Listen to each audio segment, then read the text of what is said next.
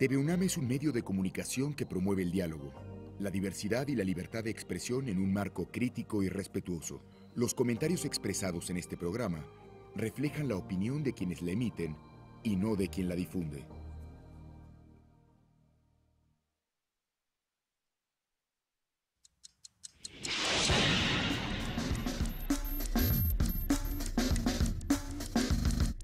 Primer movimiento. El mundo desde la universidad. Este fin de semana. Esta es la segunda hora de Primer Movimiento aquí en Radio UNAM y en TV UNAM. Muy buenos días a todos los que nos observan, a todos los que nos escuchan. ¿Cómo estás, querido Miguel Ángel? Hola, Lisa. Buenos días a todos los radioescuchas nuevamente y a nuestros televidentes en Radio UNAM. Así es. Que en este esfuerzo conjunto compartimos la información. También, aunque no lo sepan, la información de la primera hora que tuvimos a Maya Fernández-Miret, hablando sobre extinción. Ella es una de las articulistas de este número de noviembre de la revista de la universidad, que está dedicado al tema de identidad, de revoluciones y de extinción. Varios colaboradores, entre ellos Maya, colaboran para mostrar cuáles son las fronteras, todo este paisaje de la extinción que tanto nos agobia y que justamente decíamos que quedó obsoleto el tratado de París. Los acuerdos de París. Los acuerdos de París quedaron obsoletos y ahora preocupa muchísimo el destino del planeta, sobre todo por lo que ignoramos. Esa fue nuestra primera hora. Esa fue la primera hora y se quedó con comentarios pendientes por acá, querido Miguel Ángel. Hay muchos muy chistosos, sobre todo cuando hablamos de extinciones y que decían, bueno, ¿y por qué cuando despertamos el dinosaurio sigue ahí? Sí. Haciendo un poco este guiño con Monterroso. Por aquí le mandamos un abrazo a Miguel Ángel Gemirán, también hablando de los políticos. A Maya Fernández-Miret, que ya se fue de Radio UNAM, es decir, de la línea telefónica, y ya nos está tuiteando, nos mandó el enlace a la revista de la universidad, porque Coffee Win, a quien le mandamos también un abrazo, dijo que no se podía abrir, que cada vez que le da un clic a la revista tiene un error en el descargable. Si alguien está experimentando lo mismo, escríbanos, cuéntanos y veamos la solución para que todos podamos descargar estos contenidos gratuitos. Mandamos también abrazos a R. Guillermo, que siempre anda armando controversias. R. Guillermo en redes sociales, me cae bien por eso, por controversial.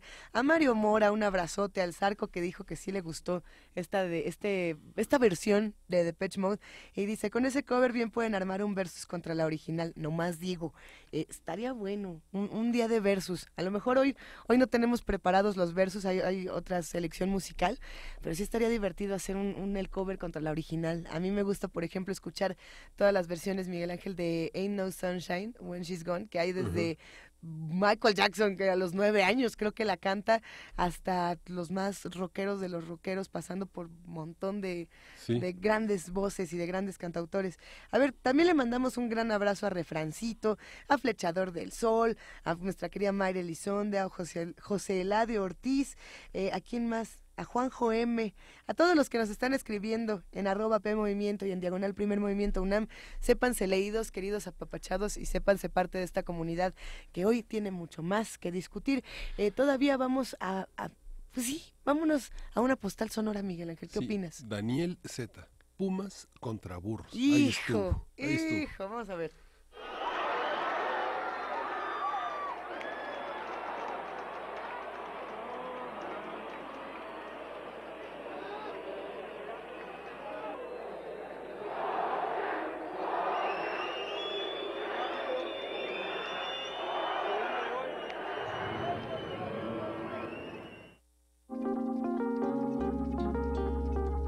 Primer movimiento. Hacemos comunidad.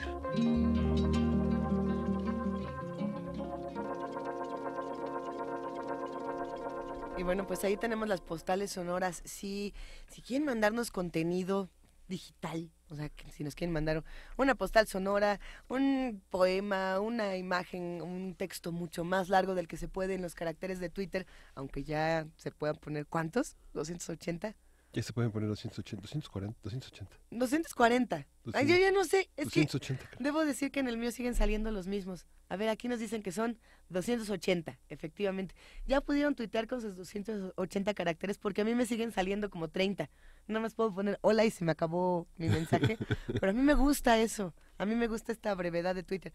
Pero si alguien quiere mandarnos algo que no sea tan breve, tenemos un correo electrónico que es primermovimientounam@gmail.com y les podemos ir anticipando que a través de este correo vamos a tener buenas sorpresas ya para la mitad de este mes, quizá más adelante. Ya estamos empezando a planear nuestros festejos navideños, Miguel Ángel. Sí, ya casi, ya Ya casi.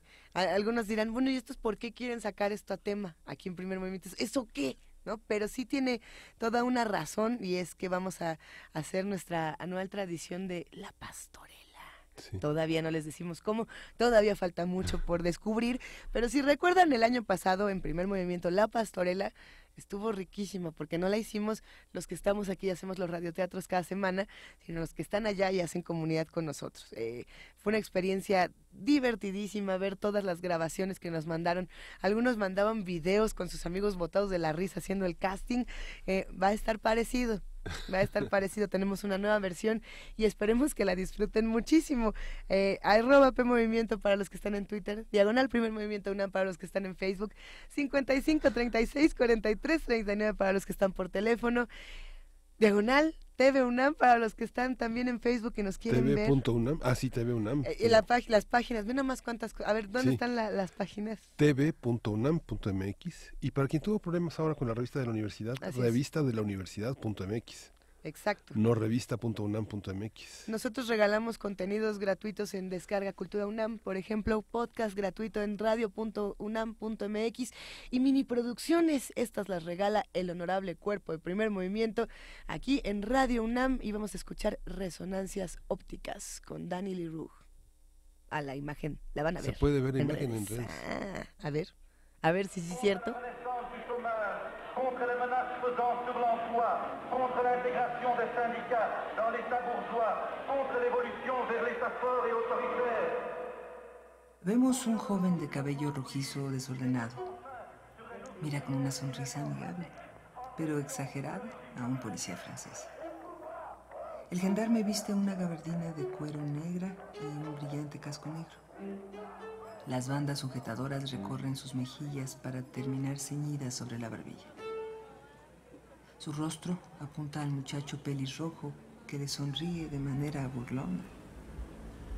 El joven trae un saco recto de una lana ligera, una camisa abierta al cuello y las manos en los bolsillos. El guardia, en cambio, mantiene los brazos pegados al cuerpo. Junto a él vemos parcialmente a otro agente que mantiene la formación y cierra el paso. Daniel Cohn-Bendit, de menor estatura que el guardia, está algo nervioso. Aparenta una tranquilidad que no finge el policía. Este joven tiene 22 años y es ya una figura importante en los acontecimientos políticos que apenas inician en Francia en este año de 1968. En la manifestación que participa, una multitud se aglutina frente a una puerta.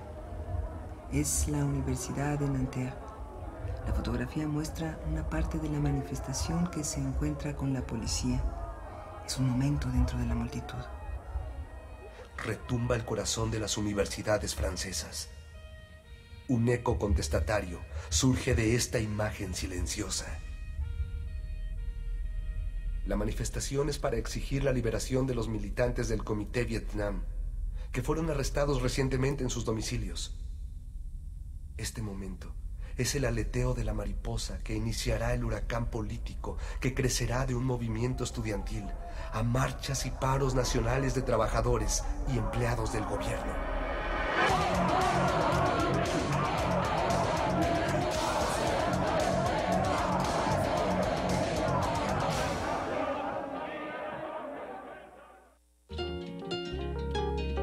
Primer movimiento.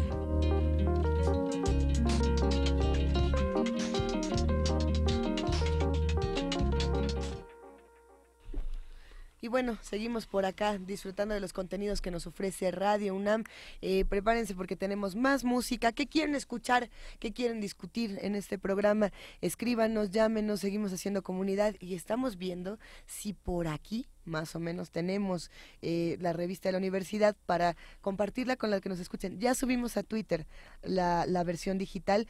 Aquí tenemos, por ejemplo, en físico la versión, pero esta es todavía antes. Este es ahora sí que lo que le viene siendo el antes de cuando la revista de la Universidad de México, que a mí también me parece una maravilla, porque además, bueno, vea usted nomás. Este es de julio. El siguiente número aparece más chiquito. Eso es para los que nos ven en TV UNAM, para los que nos escuchan en Radio UNAM. Probablemente ya vieron esta nueva manera de hacer la revista de la universidad con Guadalupe Nettel, que está haciendo un formato más pequeño, que está trabajando con muchas voces contrastadas, contrasta voces sobre todo de muchos jóvenes de la universidad. A mí eso me entusiasma mucho, saber que hay un equipo que se está reconfigurando con jóvenes. Siempre hay nuevas voces que escuchar y a veces los académicos y muchos en la universidad no están o no estamos dispuestos a escuchar a los más jóvenes, ¿no? ¿Qué tienen que decir? La revista de la universidad sí lo hace. Eso sí es importante, Miguel Ángel. Y vamos a ir con música, vamos a escuchar a este grupo Soviet con la interpretación de Éxtasis. Soviet Ay, a mí me gusta mucho Soviet. Sí. Es un grupo de rock alternativo y rock gótico de Italia. Lo forma Andrea Giacometti en la voz y el bajo, y Alessandro Constantini en la guitarra y Alessandro Ferri en la batería. Vamos a oír a este innovador grupo italiano.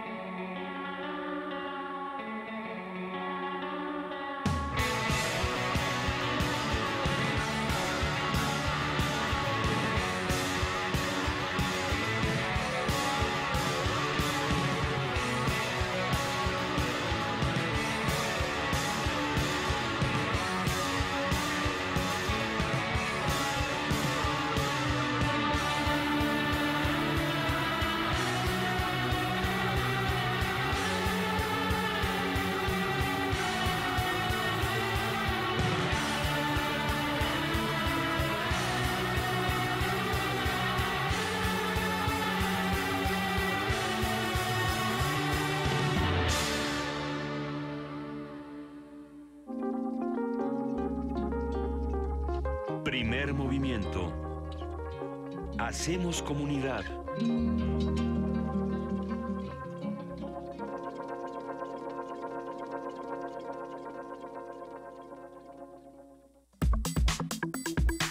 Nota Nacional.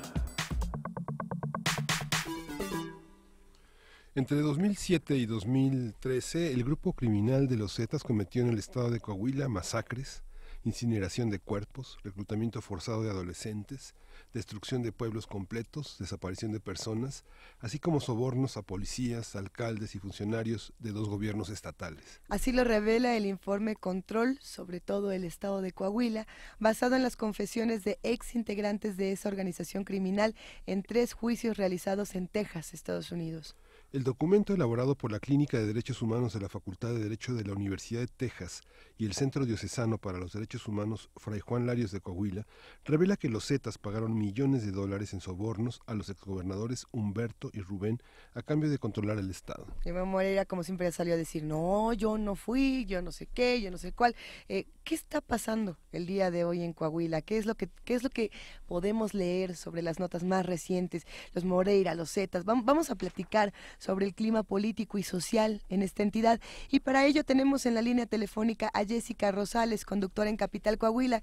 Jessica, qué gusto volver a escucharte. ¿Cómo estás?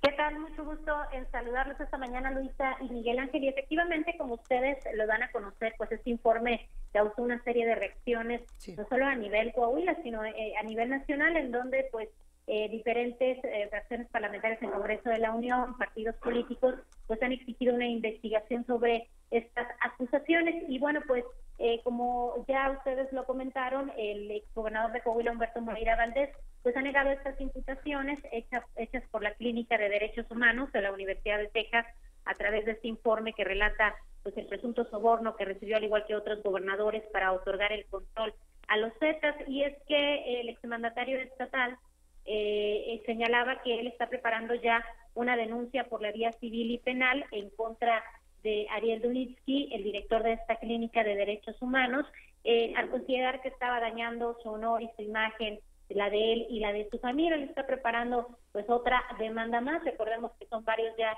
incluso en el tema de periodistas y con otros personajes que han sido denunciados por el exgobernador y ex líder nacional del PRI, Humberto Moreira Valdés. Al inicio les comento que el gobernador de Coahuila, Rubén Moreira Valdés, y hermano de Humberto, sí, pues había manifestado que él no iba a presentar ninguna denuncia sobre este informe. Él solamente pues quería hacer las aclaraciones pertinentes en este contexto. Sin embargo, nos han informado respecto al interés ya en este momento de Rubén Moreira de también ejercer una acción en contra de este director de la Clínica de Derechos Humanos por el tema que se ha presentado sobre esta situación. Así que bueno, pues serán ambos los que van a demandar al director de la Clínica de Derechos Humanos, Ariel Dulitsky. Les comento que a la par de todo este tema que se ha presentado sobre pues este asunto de presuntos vínculos que se han señalado hacia Humberto y Rubén Moreira, pues ha surgido nuevamente esta declaración de la esposa de Humberto, Uribe Tapia.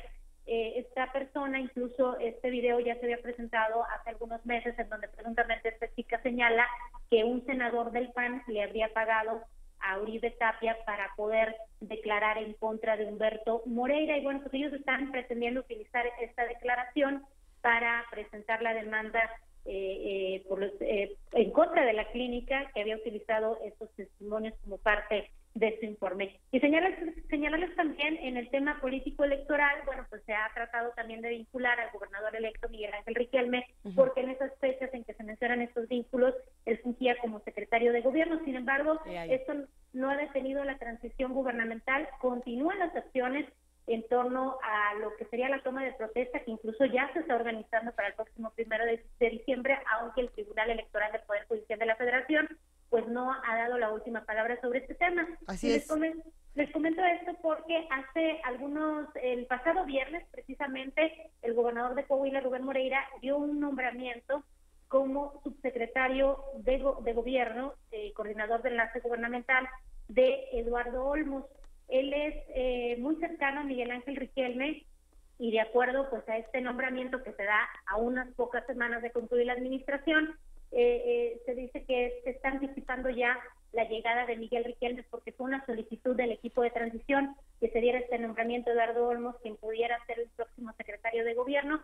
Y les digo, todo este tema no oposición, al contrario, pues se hacen acciones que ya apuntan a que el próximo 1 de diciembre el priista Miguel Riquelme, a decir de los priistas, pues estaría ya sentándose en esta silla para gobernador del estado. ¿Qué les parece? Esto ha causado mucha controversia en redes sociales, en distintos espacios, precisamente por el asunto de que no se va a detener. ¿Qué pasó con Miguel Riquelme? Podemos a lo mejor regresar un pasito en esta historia y hablar de cómo este proceso electoral se está mezclando profundamente con esta otra noticia de los Moreira y cómo todo esto y los vínculos con los Zetas están realmente generando un clima crítico en Coahuila. Así es, precisamente por este vínculo que también se hace del gobernador electo en torno a estas fechas que se mencionan en este informe. Y bueno, pues ellos ya están planteando las demandas que se van a presentar. En el caso del gobernador electo, él sí no ha emitido ninguna declaración, se ha mantenido muy hermético en cuanto a la postura de él en torno a estos temas. Y bueno, él está enfocándose más que nada al tema de la transición gubernamental, que esto no detenga las acciones que ya se tenían planeadas.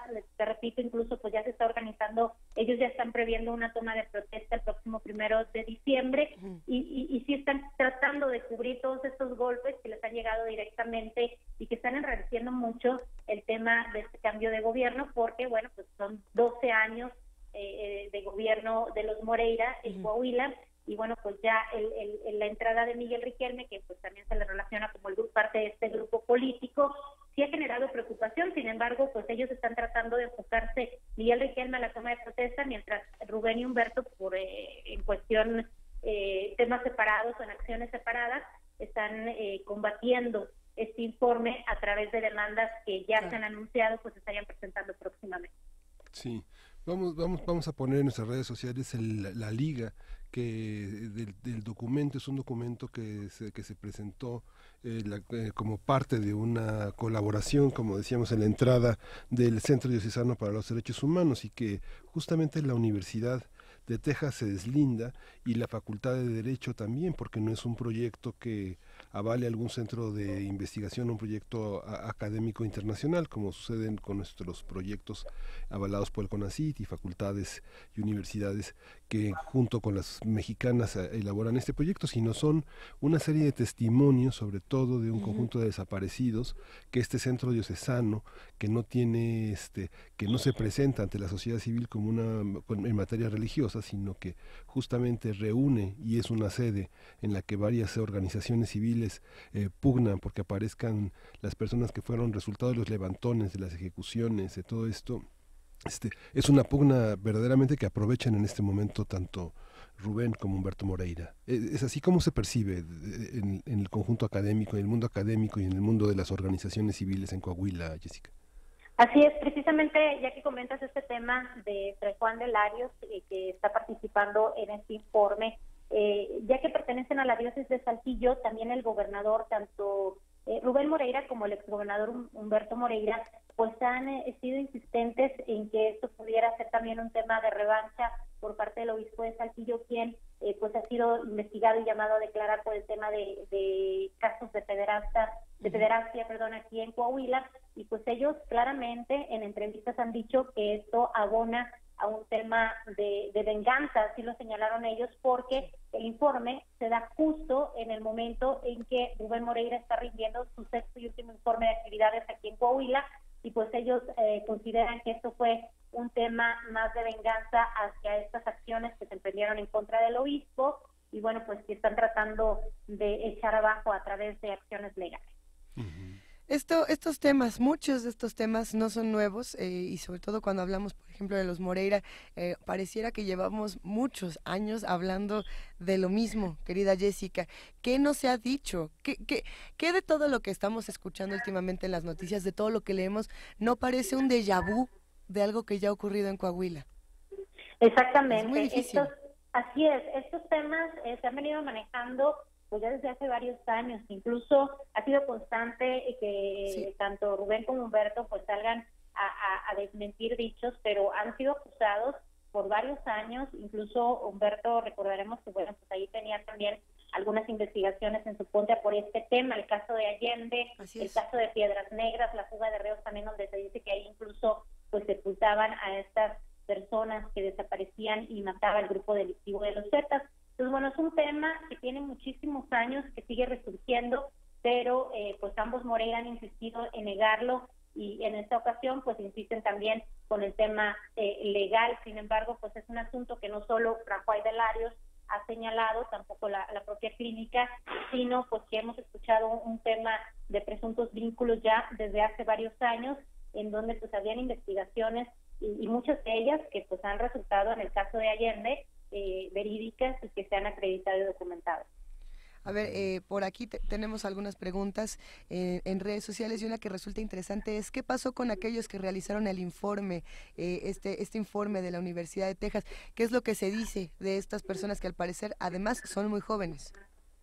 Así es, pues en razón de todo este tema que han señalado los Moreira de emprender acciones legales, Ariel Dulinsky ha salido a aclarar y precisar que este informe no es una investigación, que es un informe de testimonios de testigos protegidos en Estados Unidos, que no apuntan a una investigación como tal. Sí. Y pues los jóvenes aquí en Coahuila no ha permeado el tema de qué es lo que pues estarían ellos haciendo, tratando de atender o atacar estas demandas, pero sí Ariel Dulinsky es el que ha salido a hacer estas precisiones debido a lo que ya se maneja por parte del gobierno de Coahuila y del exmandatario estatal.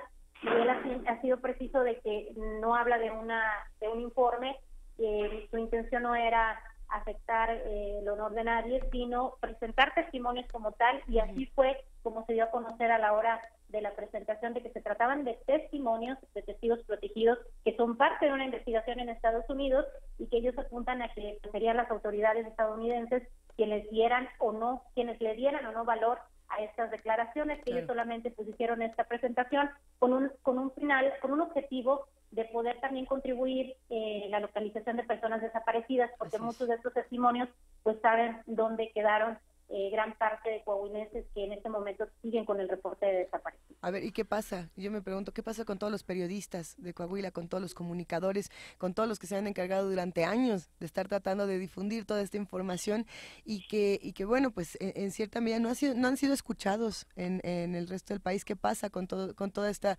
otra parte, Jessica? Fíjate que se ha tratado de difundir el tema, sí, se ha dado a conocer, te digo, desde hace muchos años, pero pasa algo muy peculiar. En el caso de Coahuila, no sé si recordarán ustedes que Humberto Moreira presentó incluso una denuncia en contra del periódico Vanguardia, precisamente también por dar a conocer y difundir estos temas.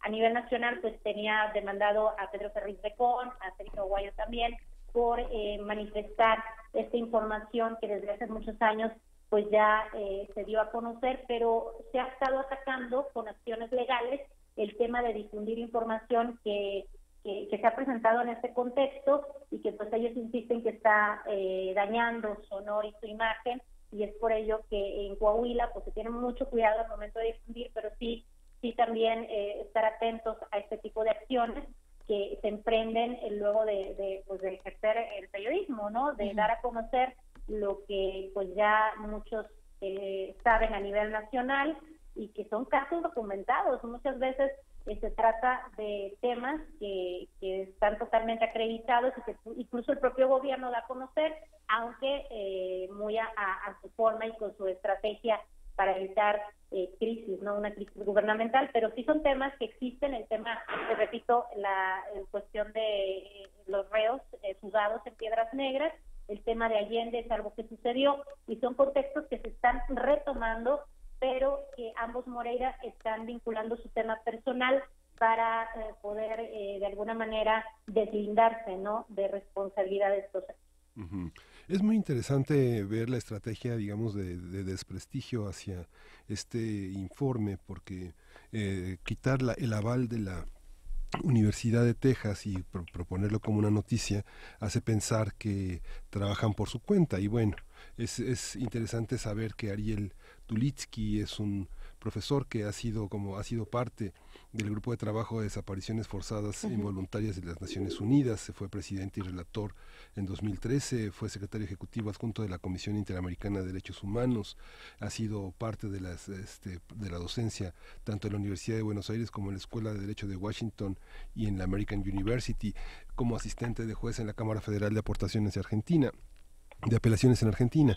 Digamos que en la Universidad de Texas tiene un cubiculito, ¿no? Una pequeña oficina donde convergen muchas personas, y a veces los grandes académicos, sobre todo en estas áreas de derechos humanos, cuentan con el respaldo de universidades como la de Texas, como la de Washington, etcétera, y desde ahí son los miradores donde se hacen estos informes. Y justamente los desaparecidos en Coahuila no han sido escuchados, pero ahora se ponen a los ejecutores de estas desapariciones y de estos delitos en la palestra, y eso resulta muy agobiante, no simplemente entre abril y marzo de 2011 desaparecieron 300 personas, o sea, así es, digamos casi 10 por día, ¿no? O sea, es algo que pone a zozobrar. Y bueno, este desprestigio como estrategia de poner el tema de la pederastia como parte del ejercicio de una iglesia que no pone lo religioso frente al acoger a las organizaciones para que protesten por sus desaparecidos,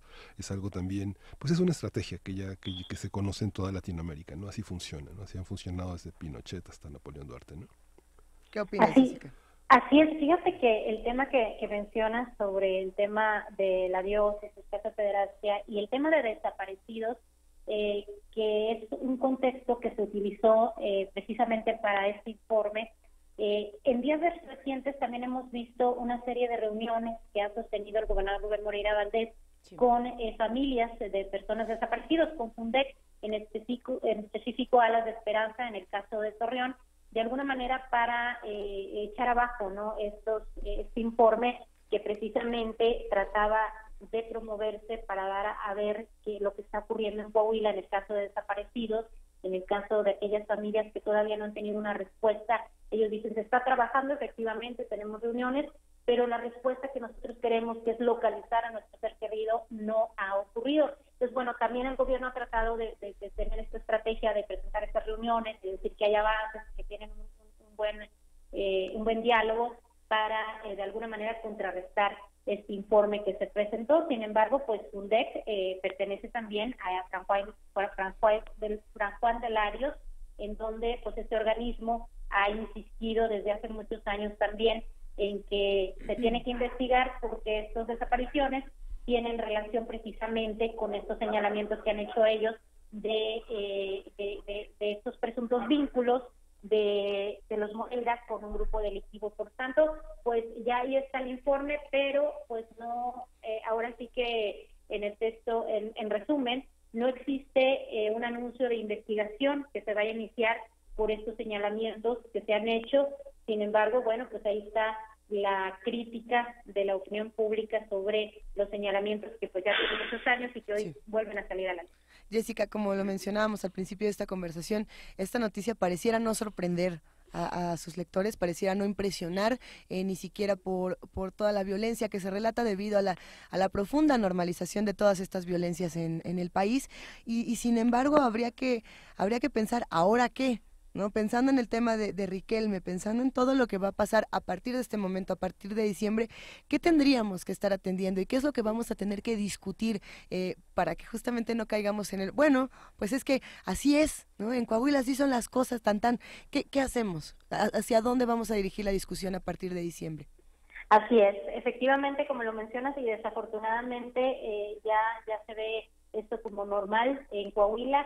Sin embargo, el próximo gobierno, quien sea su titular, quien se defina, pues tendrá que insistirse mucho en estos temas. Precisamente estos organismos deberán hacer una exigencia importante para que no quede solo en se informó, se dijo, hubo vínculos o no los hubo, sino que realmente pues haya las aclaraciones pertinentes en cuanto a la explicación que requieren los ciudadanos, porque también como ciudadanos pues se escuchan estos temas en cuanto a un informe, pero nunca hay una aclaración o una resolución de qué fue realmente lo que ocurrió, quiénes son los responsables.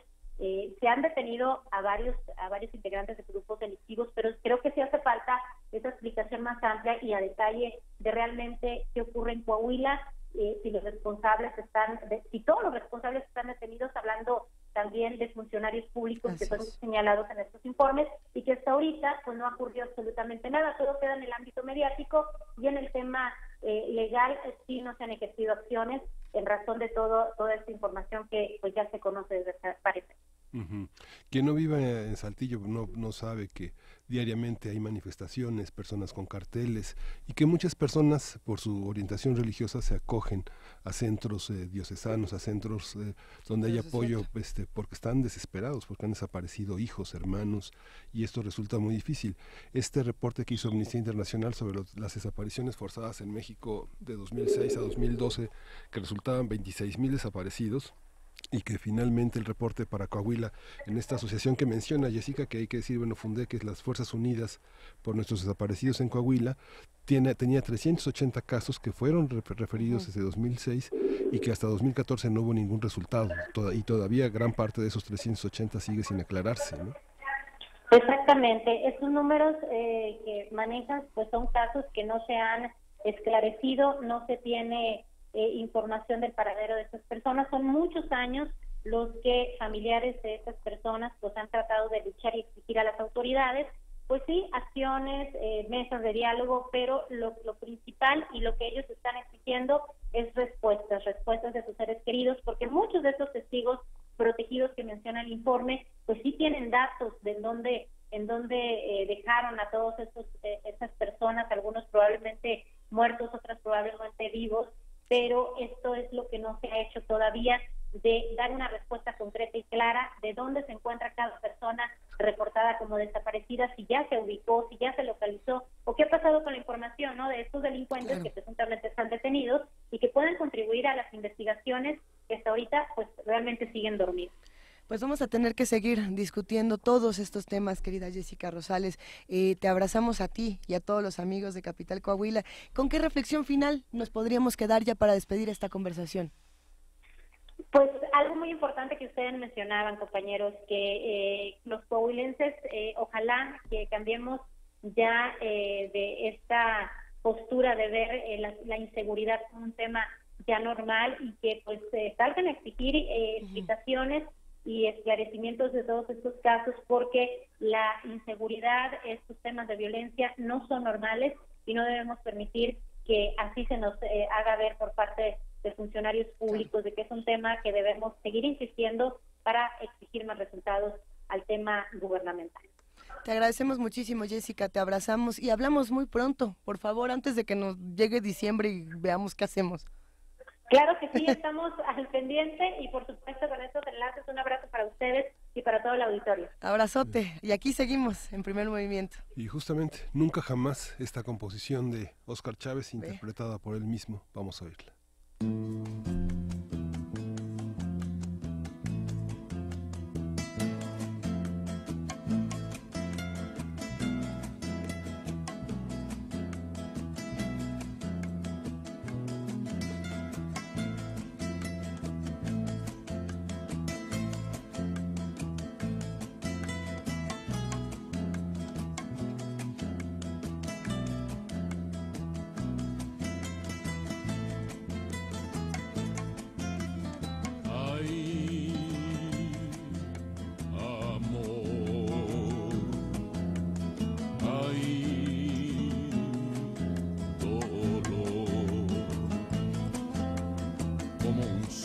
Se me fue, como nubes se esfumó, con el viento se envolvió, dejó de ser ese querer que mi pasión robó, con su traición tan cruel que mi alma destrozó, sin compasión.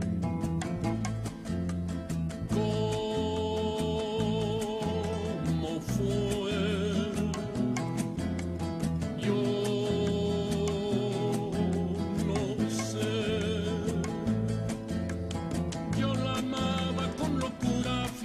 Sangre y la ternura de este cuerpo mío que hoy muere de frío, soledad y hastío y el presentimiento de no verla ya. Nunca jamás, nunca jamás, nunca jamás, nunca jamás. Ay, ay, ay, ay, ay, ay, amor. Ay.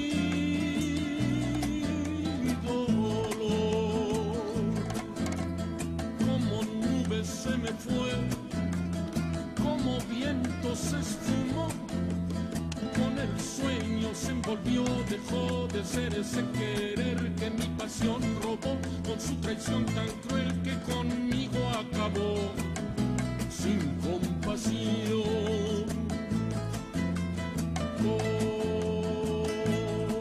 ¿Cómo fue? Yo no sé. Yo la amaba con locura, fiebre, sangre y la ternura de este cuerpo mío que hoy muere de frío, soledad y hastío y el presentimiento de no verla ya nunca jamás, nunca jamás, nunca jamás, nunca jamás. Ay, ay, ay, ay, ay, ay, amor. Ay, dolor. Ay, ay, ay.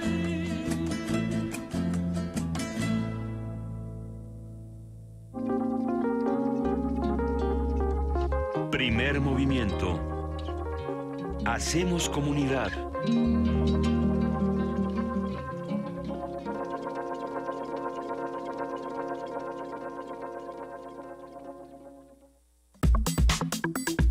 Nota internacional. El presidente de Estados Unidos, Donald Trump, se encuentra en Asia.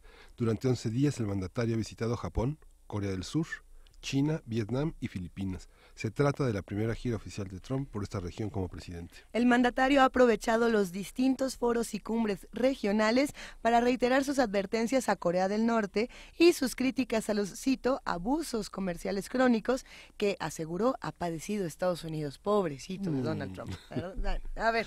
Por ejemplo, en Japón dijo que ningún país debería subestimar jamás la determinación de Estados Unidos, mientras que en Vietnam aseveró que su país solo está dispuesto a colaborar mientras el resto de los países acaten acuerdos comerciales justos y recíprocos. Durante su gira por Asia, Trump también ha sostenido encuentros con sus homólogos de Japón, Shinzo Abe, de China, Xi Jinping y de Rusia, Vladimir Putin, entre otros.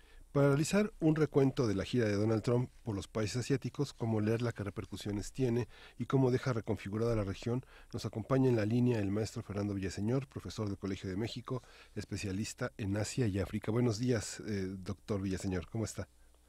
Muy bien, Miguel Ángel, Luisa, me da muchísimo gusto escucharlos nuevamente y participar aquí en Primer Movimiento. Aquí lo hacemos de broma, queridísimo Fernando, pero ya sabemos que eres el doctor Fernando Nostradamus Villaseñor y todo lo que nos has dicho sobre estos temas, de una u otra manera, ocurre, se cumple.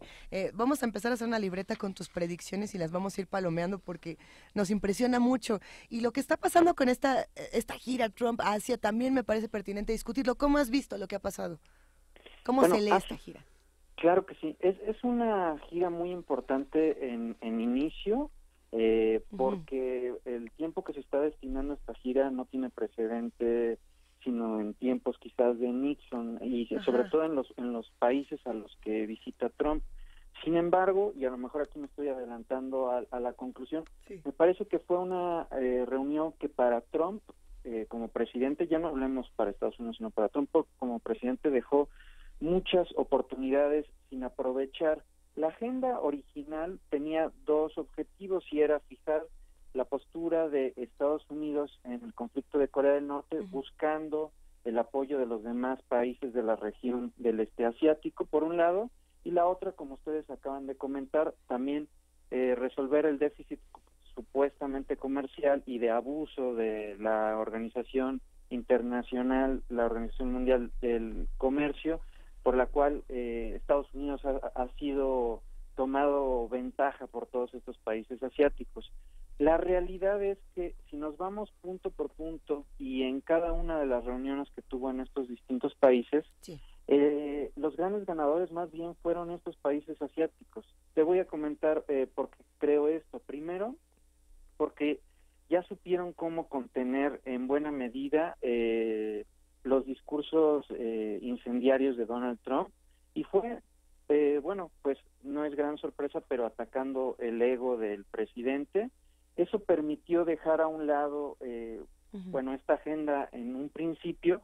Si se dan cuenta, en cada una de estas reuniones, Donald Trump fue limitado, entre otras cosas porque, bueno, se le atendió muy bien, se trató de distraer la atención de temas muy importantes que también era obligación de Donald Trump como presidente de Estados Unidos y como supuestamente, como mencionó Rodrigo Duterte al final en el caso de Filipinas, el líder del mundo libre, tenía que tratar temas sobre violaciones de derechos humanos, sobre el uso de armas nucleares. Así es. Todos esos temas quedaron soslayados, quedaron a un lado, y pero incluso dentro de la misma agenda de Trump, en mucho egoísta y en mucho hablando hacia América primero, Estados Unidos primero, cada uno de los discursos que hizo no trataron en principio los problemas que tenía con el país que visitaba.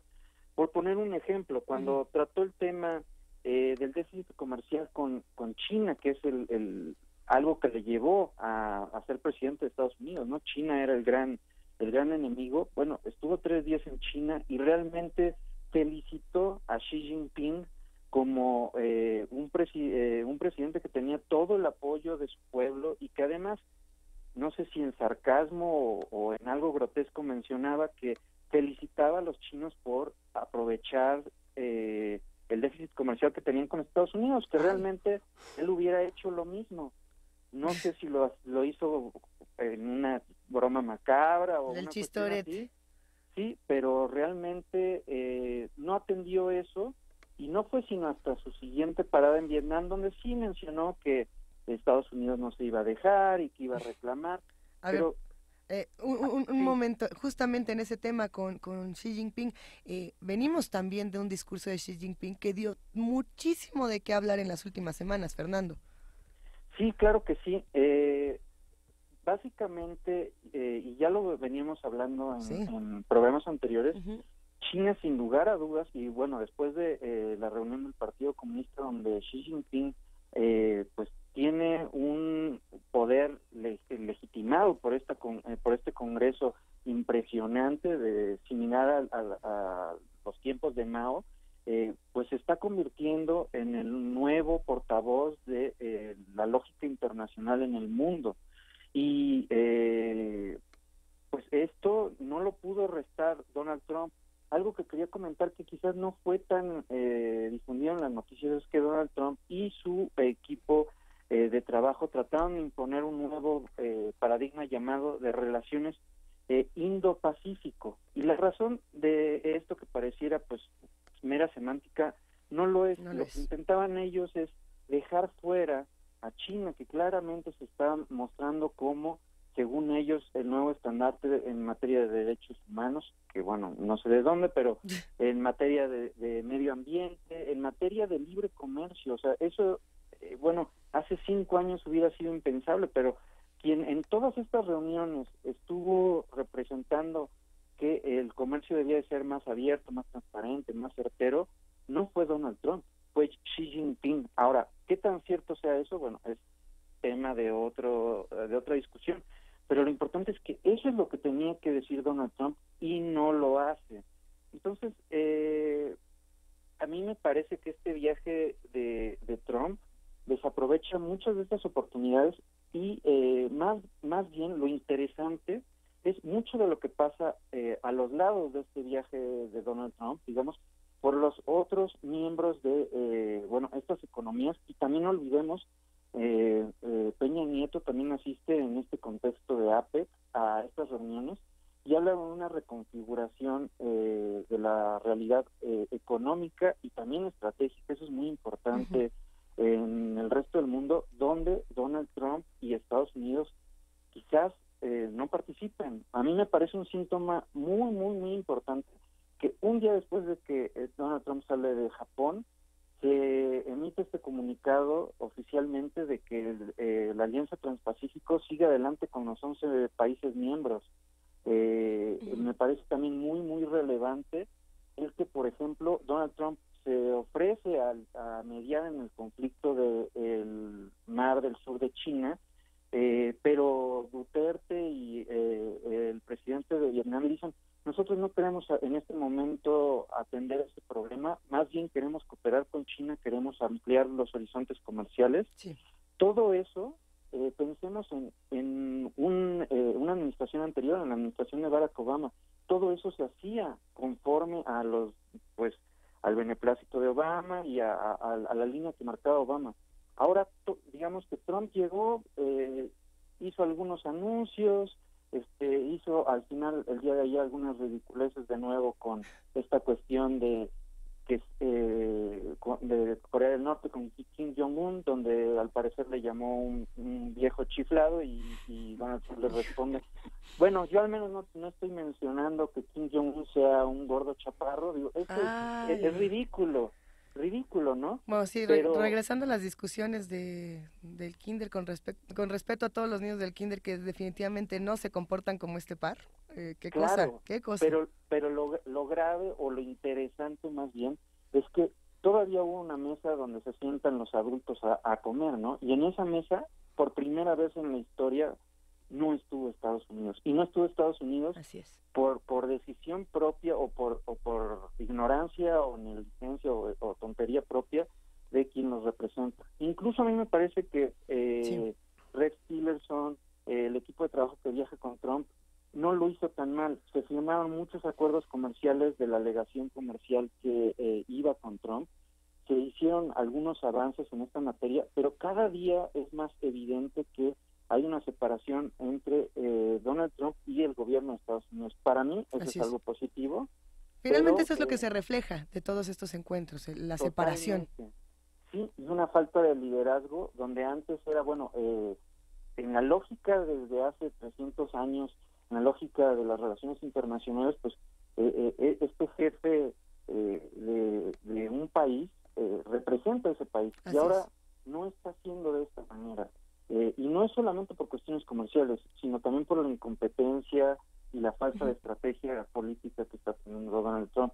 Entonces, a mí me parece que más allá de Donald Trump ocurrieron muchas cosas interesantes con los otros líderes que finalmente sí utilizaban la excusa del viaje de Trump y las cumbres, pero algo muy relevante es, primero que nada, la Alianza Transpacífico, que estaba congelada todo este tiempo, en los últimos 2 años, sigue adelante sin Trump, y eso va a ser para nosotros mexicanos muy relevante, no solo porque abre más posibilidades de socios comerciales que no solo sean Estados Unidos, sino la misma discusión al Telecán que va a tener lugar en las próximas semanas, le va a dar una ventaja a México porque va a tener acceso a mercados con los cuales Estados Unidos está pidiendo acuerdos bilaterales, pero ni China le dijo que estaba de acuerdo, ni Corea del Sur le dijo que estaba de acuerdo.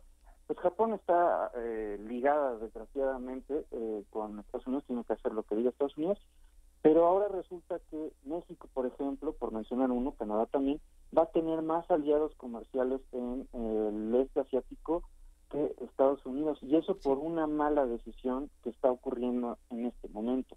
Otra cosa muy, muy interesante es que ocurrieron, por ejemplo, un acuerdo de Vietnam y Filipinas para no pelear en este momento lo que mencionaba sobre el mar del sur de China, que habla de una reconfiguración donde estos países siempre estuvieron peleados con China, y ahora no estoy diciendo que vayan a ser grandes amigos, pero al menos van a dejar a un lado estas diferencias porque están reconociendo el poderío de China y que es más ventajoso el ver la parte comercial.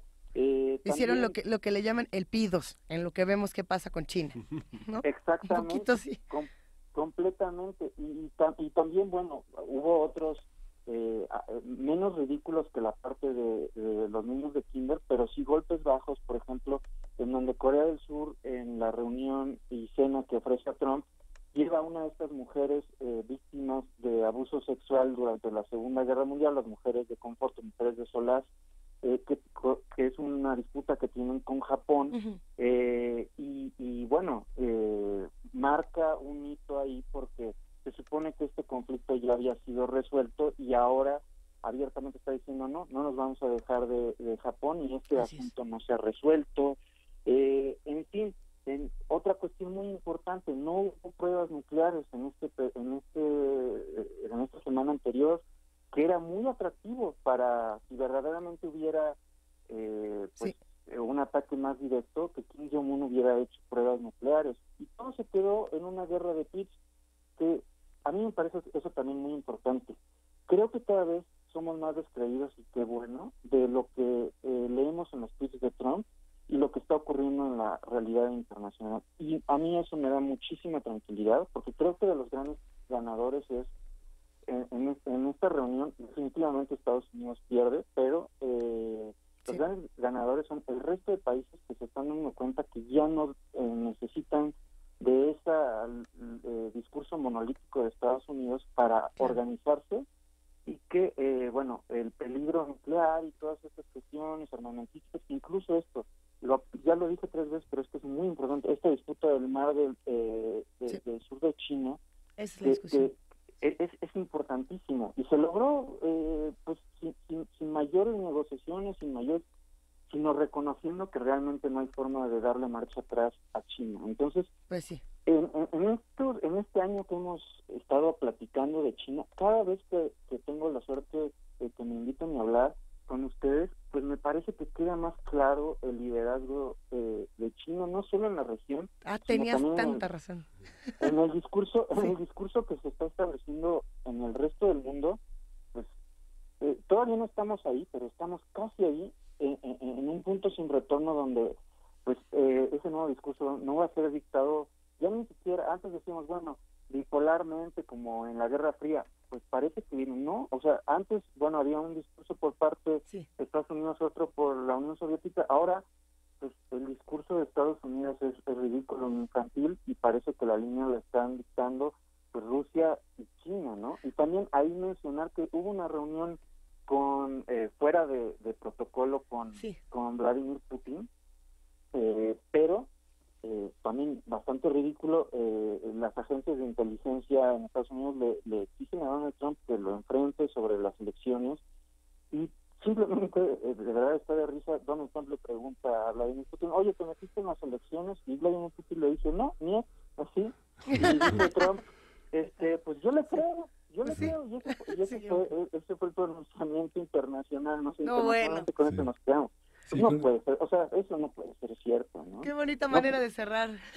Sí, la verdad es que es impresionante sobre lo que vamos. Pero también una gran pérdida en lo que Estados Unidos pues ayudaba, aunque tenía una doble cara, y es en estas reuniones era incómodo tener a Estados Unidos porque trataba temas sobre violaciones de derechos humanos. Oye, Fernando, tenemos que irnos porque la frontera del tiempo ya nos sorprendió, pero es un tema que continúa en la gira, no termina de concluir, y bueno, vamos a seguirlo abordando, y bueno, te agradecemos, doctor. Ya sabes que te admiramos. Muchísimas gracias, y ojalá sigamos hablando de esto. Que tenga un buen día. Hasta luego. Qué grande es el doctor Fernando Villaseñor. Despedimos la conversación, nos vamos a una pausa porque ahora sí ya son las 9 y seguimos aquí en Radio y TV UNAM en Primer Movimiento.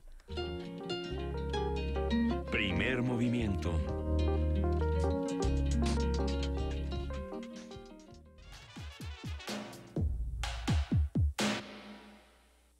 Esta es la tercera hora de Primer Movimiento a través de Radio UNAM y de TV UNAM. Volvemos a saludar a todos los que hacen comunidad con nosotros, y nos saludamos entre nosotros también, querido Miguel Ángel Quemain. Hola, Luisa, de nuevo. Buenos días a todos, nuestro equipo también desde las 6:00 Hijo, aquí estamos. Ha estado bueno la conversación como agua. Bueno, es que ahora sí, además nos quedamos botados de la risa con la conversación con el doctor Fernando Villaseñor, por el humor involuntario que a veces tienen estas situaciones y por la maravilla en cómo las relata, ¿no? Este tono tan divertido que tiene para hacernos entender lo que está ocurriendo del otro lado del mundo. Sí, pues ya hablamos con Fernando Villaseñor, ya hablamos con Maya Fernández Miret, ya hablamos con Jessica Rosales, hablamos de Coahuila, de ecocidios, hablamos de lo que ocurre en Asia, también estuvimos con algunas mini producciones, melodías. ¿Qué no ha pasado en estas 2 horas? Ahora a ver qué pasa en la que sigue. Va a estar bueno. La mesa del día de hoy, a mí se me antoja mucho. Vamos a ver qué tal se pone la conversación con Jacqueline Pechard. Sin duda va a estar bueno. habrá que ver. Pero por lo pronto, ¿qué hacemos? ¿Nos arrojamos vertiginosamente a poesía necesaria? ¿Será que sí? No, mejor con musiquita, ¿sí? ¡Eso! ¡Ay! Mira, hasta lo festejo. A ver, estábamos hablando del tema de Donald Trump y del tema de estas voces que gritan al vacío y que se manejan por el dinero, que se manejan por la furia, por el egoísmo. Y lo que vamos a escuchar a continuación tiene mucho que ver con radio y con TV UNAM y con este tema de Donald Trump, porque el día de ayer andaba yo viendo tele, ¿no? Un ratito antes de dormir y obviamente le pongo a TV UNAM, canal 20 y 120, no es comercial. Y que estaban poniendo el concierto en vivo de Nine Inch Nails, una de mis bandas favoritas, si no es que la más, y yo dije, ay, como que TV UNAM me leyó el pensamiento y que le dejo y que me pongo muy contenta, estuvo buenísimo. Y para hablar de personas como Donald Trump, qué mejor que Nine Inch Nails, un grupo tan político, y esto que se llama Head Like a Hole. Vamos a escucharlo.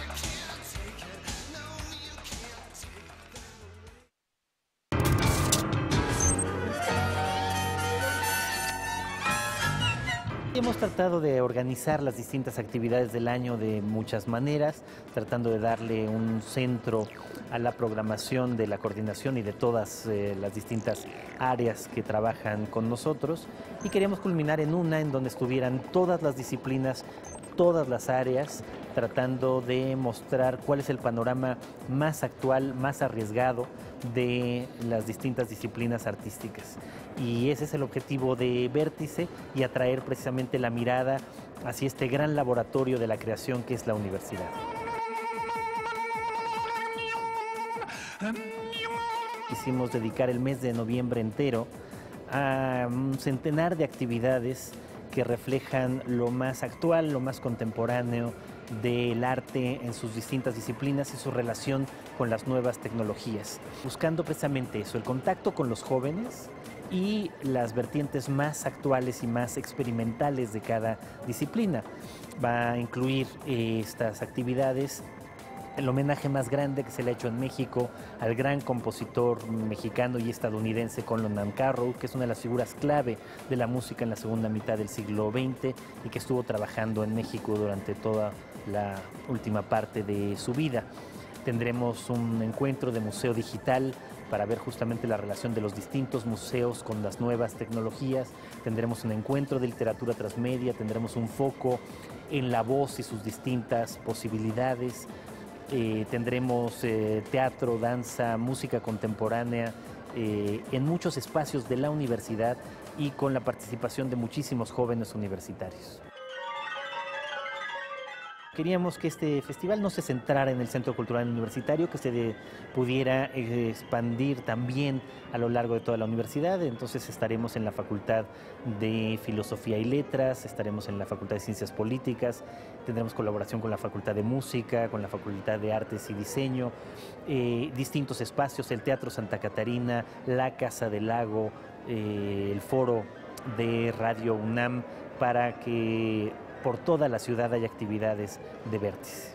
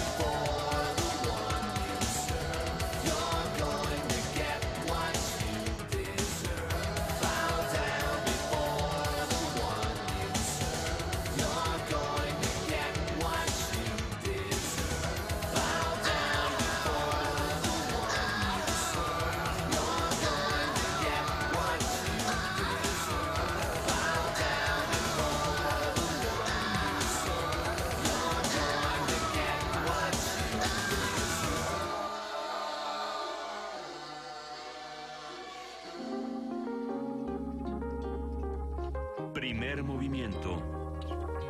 Hacemos comunidad.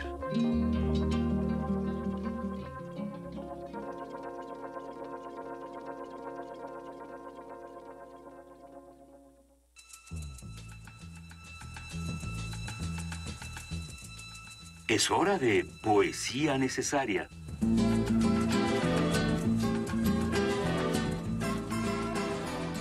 Miguel Ángel Quemain, es el momento de poesía necesaria. Voy a leer un poema, México Imaginario. Es parte de la selección que hizo en este número de la revista de la Universidad Pura López Colomé. Y el poema es de C.D. Wright, una poeta norteamericana que falleció el año pasado y que imagina México desde este título de poema que se llama México Imaginario. El poema tiene una edición bilingüe, está en inglés y es muy interesante. ¿Lo vas a leer en inglés, Miguel Ángel? No, pero nuestros lectores podrán verlo, leerlo. Qué maravilla. Leerlo, como el español que se le cuela a un poeta que inevitablemente debe nombrar en español las cosas que ve, llegan a la sonoridad del idioma inglés, ¿no? Dice, como es natural, habría frijoles, tortillas, chiles habaneros y queso. Habría un afilador en su bici fija, instrumentos de aliento y solo en esta ocasión ningún mariachi. Una larga cola de narcos esposados con el cabello suelto, sus ombligos generando un vórtice derecho al castigo eterno. Nada de mujeres atormentadas, nada de niños desposeídos escarbando entre la basura al sonar el oxidado trombón. Nos iríamos doblegando como una anguila y en secreto hasta la ebriedad y hasta sentir la quemadura de un cigarrillo descuidado. Solo entonces nuestros aterrados dientes quedarían expuestos y un taxi se orillaría para llevarnos de vuelta a un hotel equipado con regaderas 1001 veces mejores que las de la casa, el agua ni más ni menos potable, los pecados de nuestros ancestros transferibles a perpetuidad. Primer movimiento.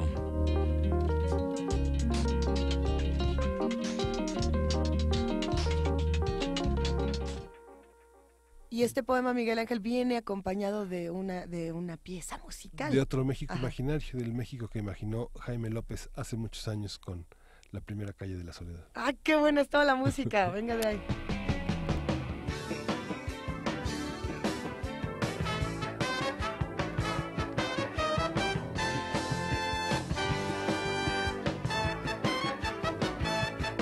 Tal vez te suene esta tonada como transistorizada, entonada por la laringitis del escape. Pero así suena el latatema cuando vas a la merced. Tal vez te suenen mis palabras a humedad ahumada urbana, tan cascadas por la sinusitis que contraje. Pero te traje escaparates, ya le va para su merced. Desde el taxi recorriendo medio sueldo veo al sol detrás, viajando de mosca, llegando tarde a la chamba a chambear en la primera calle de la soledad. Quizá te encuentres agüitado a media estaca, trago a trago. Oye, buzo en lata tu gastritis, buena idea. Y si le pegas su etiqueta a la fayuca, llévala a vender. Si ya tu chava no te pela, ponle a tus zapatos suelas. Que es consuelo andar con peatonitis, pie de atleta. Y si te cansas en la esquina, ponle un 20 al 03 como una vez. Mete un metro en el boleto anaranjado, a media realidad te bajas. ¿Qué país? Detrás del Palacio Nacional está la primera calle de la soledad.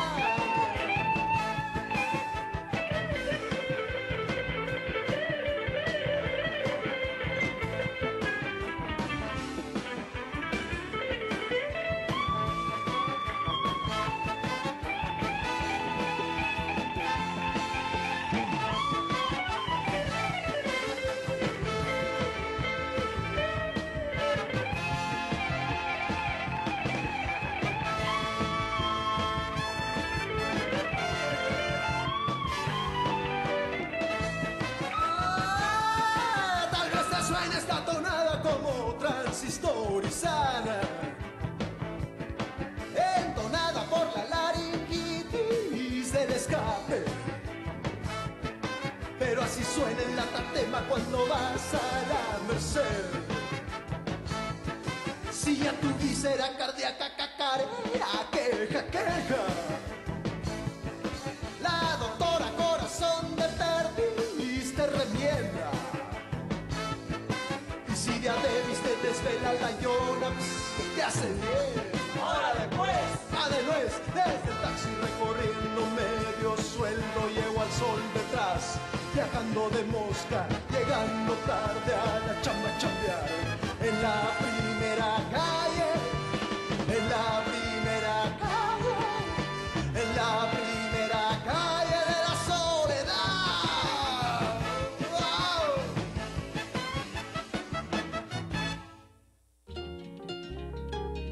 Primer movimiento.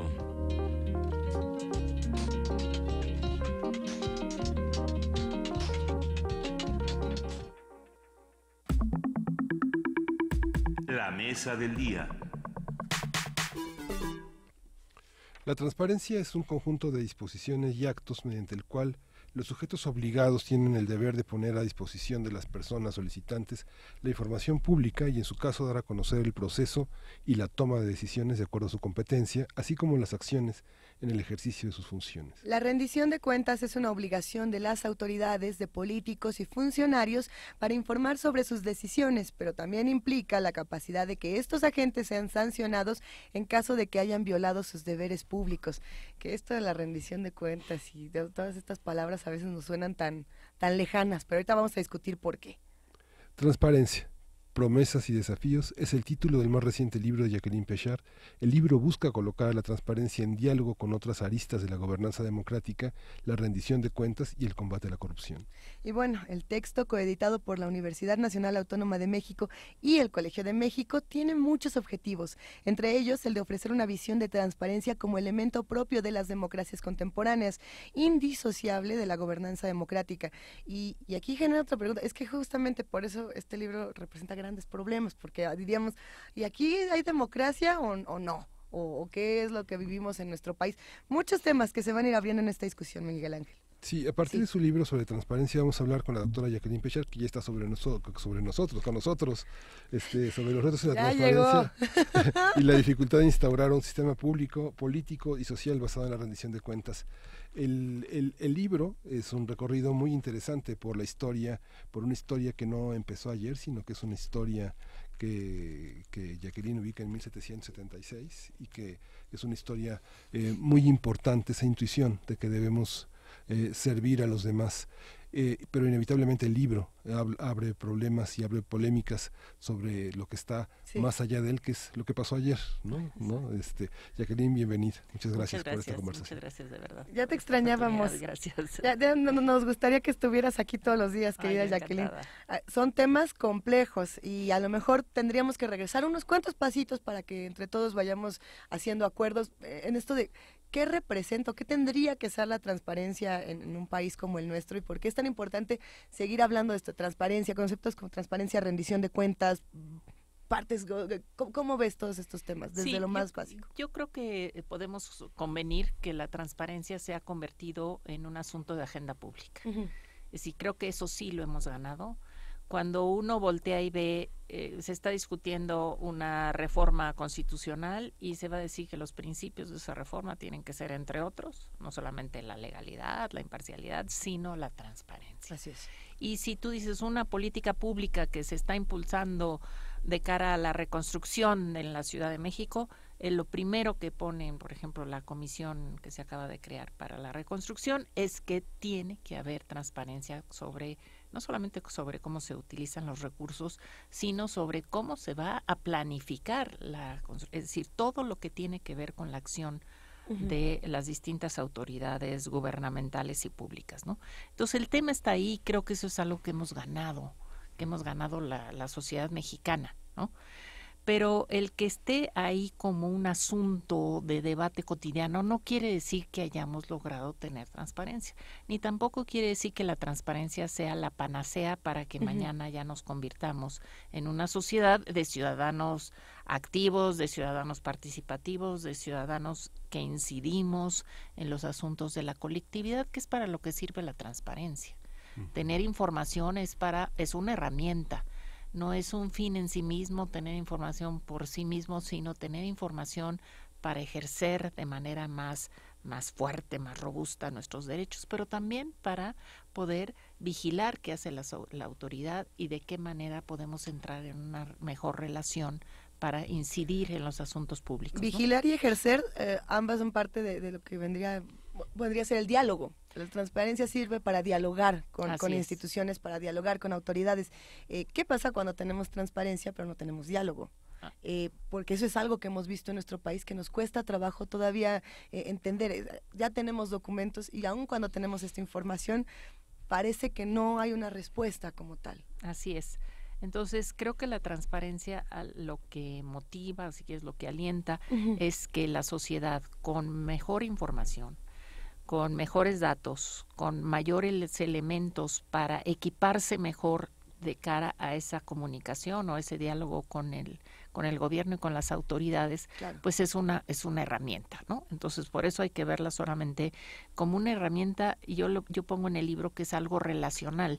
No puedes ver la transparencia solamente como algo que hacen los sujetos obligados, las autoridades, los entes públicos, de dar a conocer la información sobre lo que hacen y deciden, sino lo importante es que das a conocer esa información para que los ciudadanos se apoderen de esa información y entonces puedan pues mejorar, pues el acceso a los distintos servicios públicos, ¿no? Si yo tengo información en lugar de toda dispersa, la tengo más concentrada, si yo pongo solicitudes para saber exactamente cuántas becas da la SEP, cuántas va a la Secretaría de Relaciones, toda esa pulverización de información, pues yo voy haciendo que pueda ser una herramienta útil, ¿no? Pues para utilizar mejor los servicios del Estado y también para que yo pueda tener mayor influencia sobre lo que hace el Estado, ¿no? Hay un aspecto que tiene que ver con el sentido histórico, dónde estamos parados y de dónde venimos, porque la transparencia es una exigencia y es una ley que obliga al gobierno a rendir cuentas, pero hay una serie de sujetos que no rinden cuentas y que parece que no están obligados a rendir cuentas, ¿no? Digamos que los partidos ya están obligados, como el clero, por ejemplo, como los empresarios, así ¿no? es. Y los empresarios que justamente sabemos que muchos empresarios se han enriquecido gracias a su contacto con el gobierno, ¿no? Y que muchas iglesias han servido para fines políticos aliadas con maneras de gobernar, ¿no? Entonces, esta parte, ¿cuál es el sentido histórico en este libro? ¿Cuál es la perspectiva, Jacqueline, que le da esta visión histórica? La verdad es que la transparencia sí se entiende como una obligación de los entes públicos o de aquellos que reciben recursos públicos. Sí está, digamos, la transparencia no es para los privados, ¿no? Entonces, a un servidor público se le puede exigir más que a alguien que trabaja en una empresa privada. ¿Y qué quiere decir más? Tiene que decir cuánto gana, cuánto le dieron de prestaciones, cuánto le dieron de viáticos, sí, porque esos son recursos públicos, son recursos que vienen, ¿no?, de los contribuyentes y que entran al erario, ¿no? Mientras que la de los entes privados, no. Ahora, eso no quiere decir que no haya una responsabilidad pública de esos entes privados, particularmente aquellos, por ejemplo, que usan el espacio público. Entonces, no es lo mismo, ¿no?, concesionarios de medios de comunicación que en países como los del norte de Europa, digamos los países escandinavos, esos también son sujetos de transparencia, ¿sí?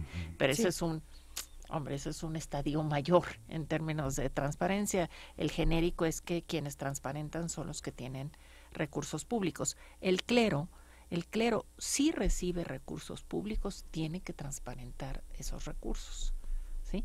Es decir, como cualquiera, como si yo recibo una beca, pues tengo que decir cuánto recibo. Ahora, a mí no me van a hacer una solicitud de información, pero sí a la UNAM, si me da una beca, pues entonces le pedirán a la UNAM que diga cuánto me dio, para qué se usó y cuáles fueron los resultados de esa beca.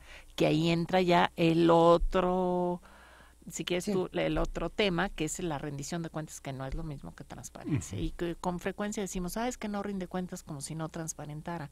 No, transparentar es digamos, un primer escaloncito, ¿no? La rendición de cuentas es saltar a un escalonzote, ¿no? Que quiere decir, ¿cómo estamos con rendición de cuentas, Jacqueline? Exactamente, pues estamos muy cojos, ¿no? Sí. Porque no solamente es dar documentos que tú generas como ente público, sino que si tú esa información que das no cumples con lo que son tus cometidos, el dinero no se fue a lo que se debía de ir, si se fue a otra cosa, pues yo transparenté y dije para qué era el dinero, pero ya las consecuencias de eso no están claras, ¿no? Y luego si hay consecuencias, pues tiene que haber sanciones, ¿no? Entonces la rendición de cuentas sí es un ida y regreso, ¿no? Yo doy información para que la sociedad me exija y si yo no cumplí con aquello que tenía que hacer, por más que transparente, yo tengo que recibir algún tipo de sanción por no haber cumplido, ¿no? Hay unas preguntas que se hace la administración pública para transparentar su ejercicio, pero hay unas preguntas que hace la ciudadanía. ¿Cuál es la relación entre estas preguntas que hace la ciudadanía y las preguntas que responde el gobierno por iniciativa, que tiene que ver un poco en este filo con la rendición de cuentas y con una organización de exposición sobre el ejercicio público que no necesariamente se tiene que responder si no hay pregunta, ¿no? Exactamente. Bueno, es lo que se llaman las obligaciones de transparencia. Y en nuestro país, el legislador, y esto es en buena medida producto de la acción de organizaciones de la sociedad civil que estuvieron empujando para que lo que se llaman obligaciones de transparencia, esto quiere decir lo que las distintas entes gubernamentales y públicos tienen que poner en Internet, que ahora hay una gran plataforma nacional de transparencia que tiene una serie de problemas, pero digamos, es poner en Internet una serie de obligaciones de oficio, que tú no tienes que esperar a que un ciudadano te las pida. Y esas que tienen que ver, en primerísimo lugar, todo lo que sea de contratos, ¿no? Porque eso es clave, ¿no? O sea, seguir el dinero, hay quien dice, pero seguir el dinero no quiere decir realmente que tú asegures que el ente público actúa con integralidad. No, pero si tú das a conocer qué compraste, a quién se lo compraste, cómo hiciste la licitación pública, si no hiciste una asignación directa, pues eso es algo que están obligados los entes públicos a establecer.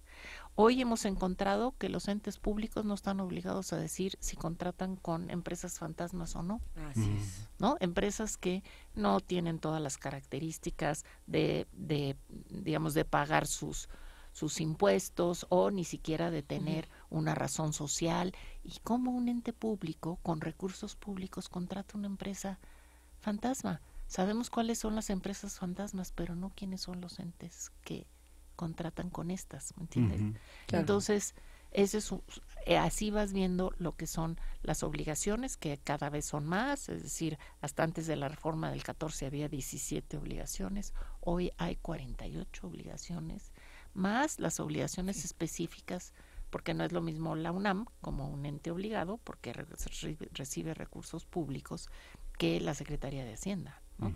Entonces las distintas obligaciones están en la ley y entonces los ciudadanos, si no acceden a esa información que está de oficio en las páginas, entonces pueden solicitar información adicional. En redes sociales nos han estado preguntando, si no me equivoco fue Miguel Ángel Gemirán, ¿qué ocurre en términos de transparencia comparado con otros países? ¿Cómo estamos viéndonos con otros países? Hablando del tema de Odebrecht, hablando del tema de los Panama Papers, de los Paradise Papers y de tantas cosas que parece que en términos de transparencia y rendición de cuentas están funcionando muy distinto en otros países. ¿Cómo se vive esto, Jacqueline? Tienes razón, pero yo creo que esos son temas que tienen más que ver con algo adicional a la transparencia, que es, digamos, el control de la corrupción o el combate a la corrupción, en donde creo que sí estamos, cuando menos en esos casos, pues estamos obviamente muy atrasados. Ahorita hablamos del sistema. Pero si vemos en transparencia, si vemos cómo se miden o cómo se evalúan las regulaciones en transparencia, México tiene el primer lugar en el mundo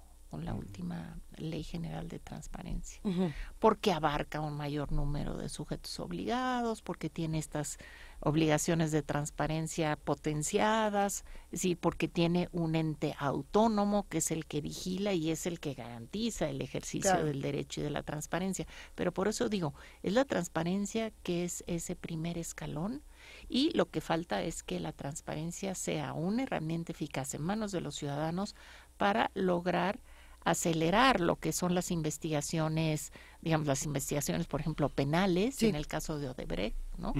Y que esto, pues, es otro asunto, implica la activación de otros entes públicos y de otras esferas que tienen más que ver con, ¿no?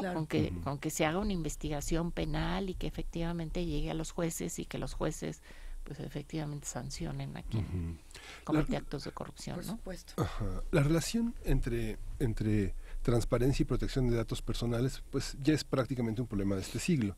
¿Cómo se llegó a eso? Pareciera, por ejemplo, que el gobierno de Fox se abanderó con esta pureza de la transparencia, pero en el libro se muestran que hay muchos antecedentes. ¿Cómo llegamos a esa parte y cómo protegemos los datos personales justamente ahora que el SAT va a poner a disposición mucha de la manera en la que las entidades privadas organizan su vida presupuestaria, ¿no? Sí, cómo gastan y qué reciben, efectivamente, de dónde, ¿no? porque las empresas privadas sabemos que también entran en actos de corrupción, digamos, no es solamente un asunto del sector público, ¿no? Lo que pasa es que ahí están los recursos fundamentales de la población, ¿no?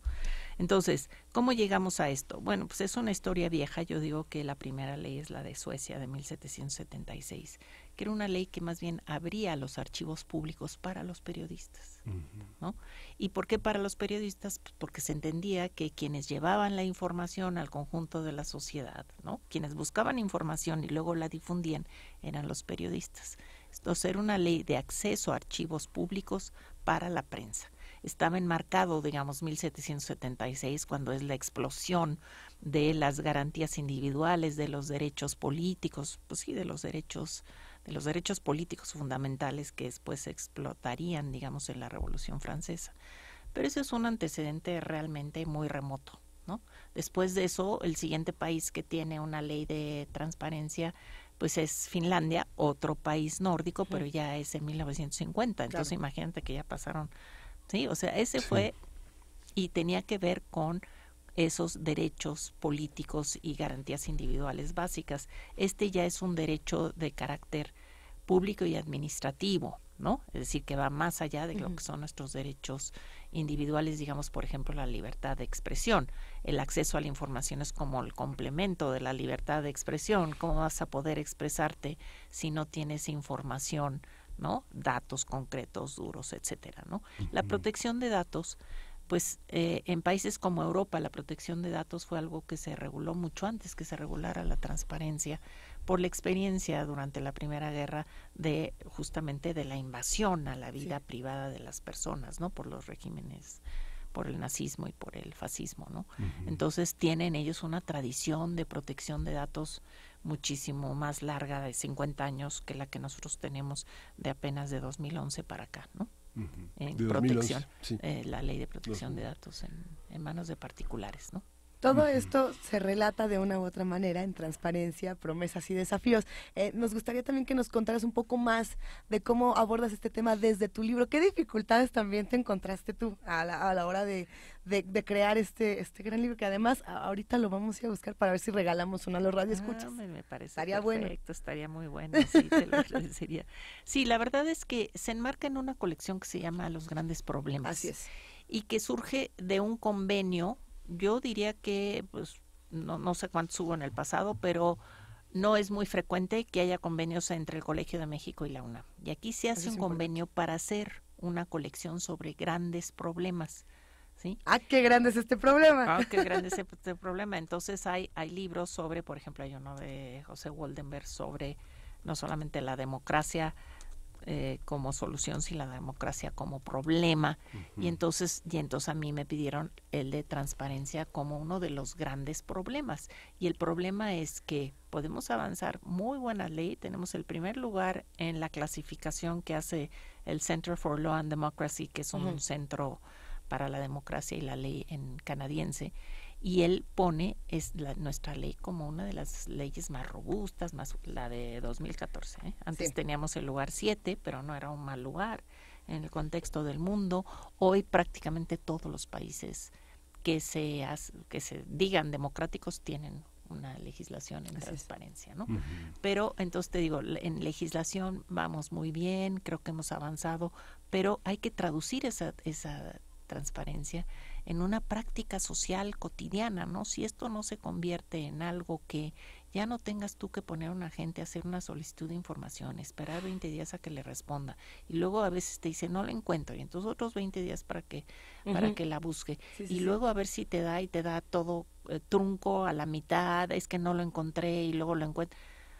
O sea, esto tiene que ser parte, ¿me entiendes?, de una revolución realmente en el quehacer de la gestión gubernamental, ¿no? Claro. Yo planteo en el libro que la transparencia tiene que ser algo que se haga desde el inicio, ¿no? Entonces, es decir, desde que tú generas un documento, sabes que se va a aceptar para el público, no es tu documento para entender o para regular o cómo trabaja un consejo técnico, sino que ese va a estar ahí, ¿no? Y aunque sabemos quienes conocemos cómo son las redes al interior del poder público, sabemos que bueno, el poder hacer postergar, ¿no? Es porque el secretario no ha dicho todavía si quiere dar la solicitud de información pública a un periodista, por ejemplo, ¿no? Sabemos que así funciona, ¿no? Quienes hemos la vida secreta de Miguel Ángel Quemain. No, lo que pasa, digamos, alguien que lo ha documentado de una manera es Sergio Aguayo, ¿no? Digamos, y muchos periodistas, digamos, el Toalla Gate, de Fox, todo este tipo de cuestiones donde la gente no sabe muy bien ni qué pone, ni dónde lo pone, ni no tenía un cuadro de clasificación estricto para poner los gastos de la oficina presidencial o las erogaciones. Todo esto ha sido un aprendizaje lento. Y hago este paréntesis porque estos recursos sabemos que tienen que ver con una educación que los mismos funcionarios tienen sobre lo que no saben que quieren decir y si los máximos poderes quieren decirlo o no, ¿no? Pero hay una parte, me llama mucho la atención, uno de los capítulos del libro sobre dos temas capitales. Uno son los archivos nacionales y el otro la libertad de prensa, la libertad de expresión. ¿Hablaremos de ley de archivos? Y el papel del periodismo. No sé, tengo así como una seña, un faro, que es el libro de Jürgen Habermas, el de la historia de la opinión pública, que justamente considera como el periodismo y la opinión como unos poderes autónomos, ¿no? ¿Cómo hacer este tejido tan fino entre el negocio, el comercio de un periódico y la obligación y su deber frente a la transparencia, frente a la rendición de cuentas y frente a la protección de datos personales? Sí, yo creo que, y esto es algo que, digamos, los teóricos de la transparencia lo han puesto de manera muy clara.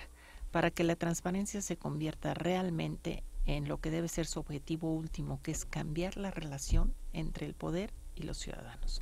¿Cómo cambiarla? Pues sí, para que los ciudadanos no sean los súbditos del poder, que reciben la información que a cuentagotas o como migajas les da el poder, sino para que los ciudadanos, ¿sí?, puedan efectivamente apropiarse de esa información. ¿Y qué es lo que dicen estos teóricos, sobre todo ingleses? Dicen, lo que es clave es el periodismo de investigación, no cualquier periodismo, el periodismo de investigación. Y en México empezamos a tener este periodismo. Sí. Es decir, los grandes escándalos de corrupción del último año surgen de periodismo de investigación que estuvo talachando con solicitudes de información y con, bueno, pues Casablanca, Veracruz, y demás.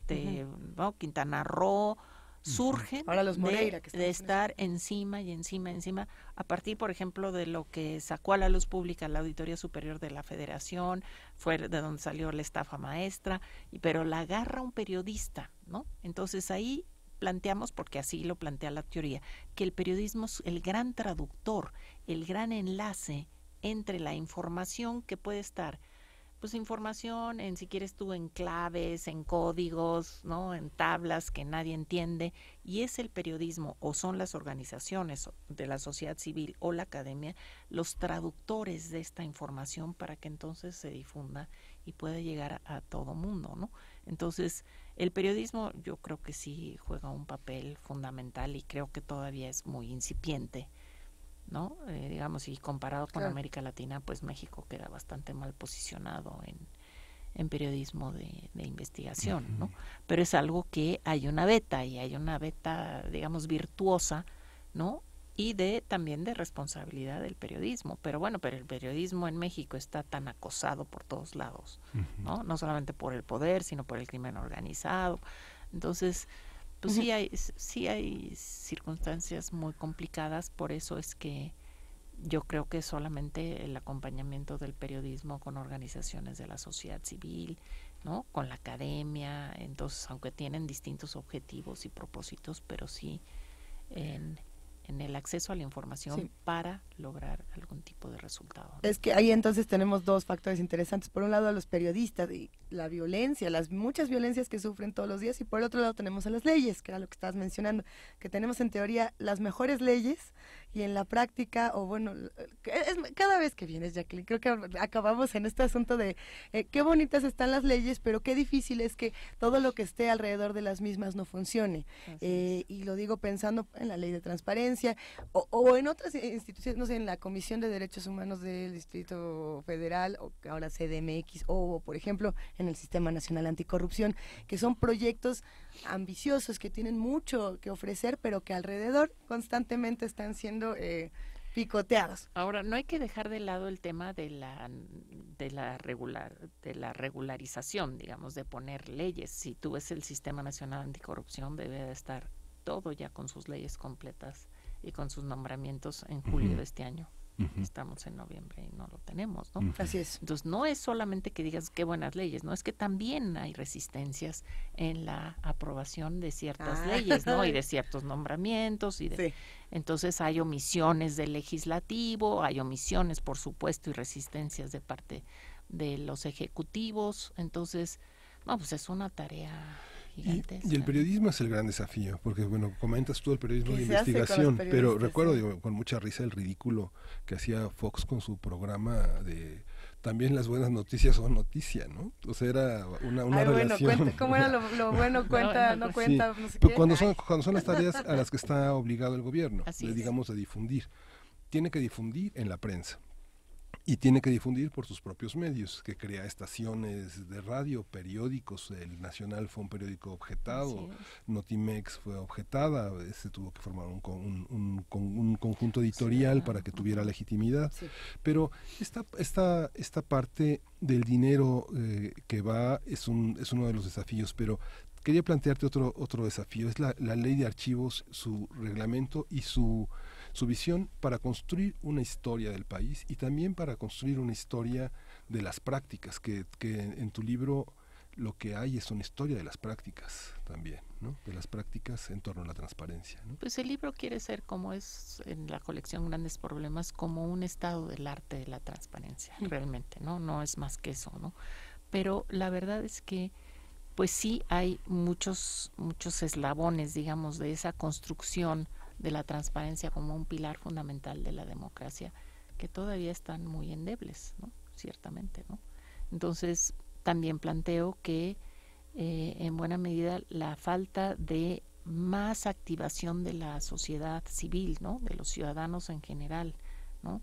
Hay mucho alejamiento de los ciudadanos, pues en buena medida por la desconfianza que tienen a las autoridades, porque mejor cada quien que se rasque con sus uñas, que vea cómo se defiende por sí mismo, en lugar de, ¿no?, de actuar en hacer organización, en hacer comunidad, y la transparencia debía ser una herramienta para esto, ¿no? Porque si tú sabes en dónde puedes acceder a, no sé, a los recursos para la reconstrucción, bueno, pues entonces puedes justamente hacer un trabajo de mayor asociación para el beneficio de una colectividad, pero a veces ni siquiera hay confianza en el vecino, ¿no? Como lo han señalado estudios un estudio que hizo el INE con el Colegio de México sobre la confianza interpersonal, ¿no? Que tampoco existe, ¿no?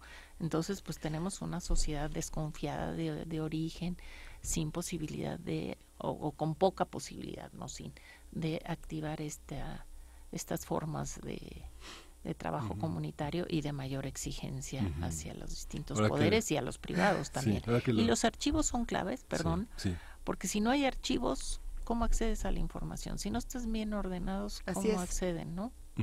Comentábamos con Luisa fuera del aire que muchos archivos tienen todavía computadoras 286 que en sus pequeñas islotes funcionan y su impresora ¿no? Es algo que todavía y hay 2.800 archivos más o menos, ¿no?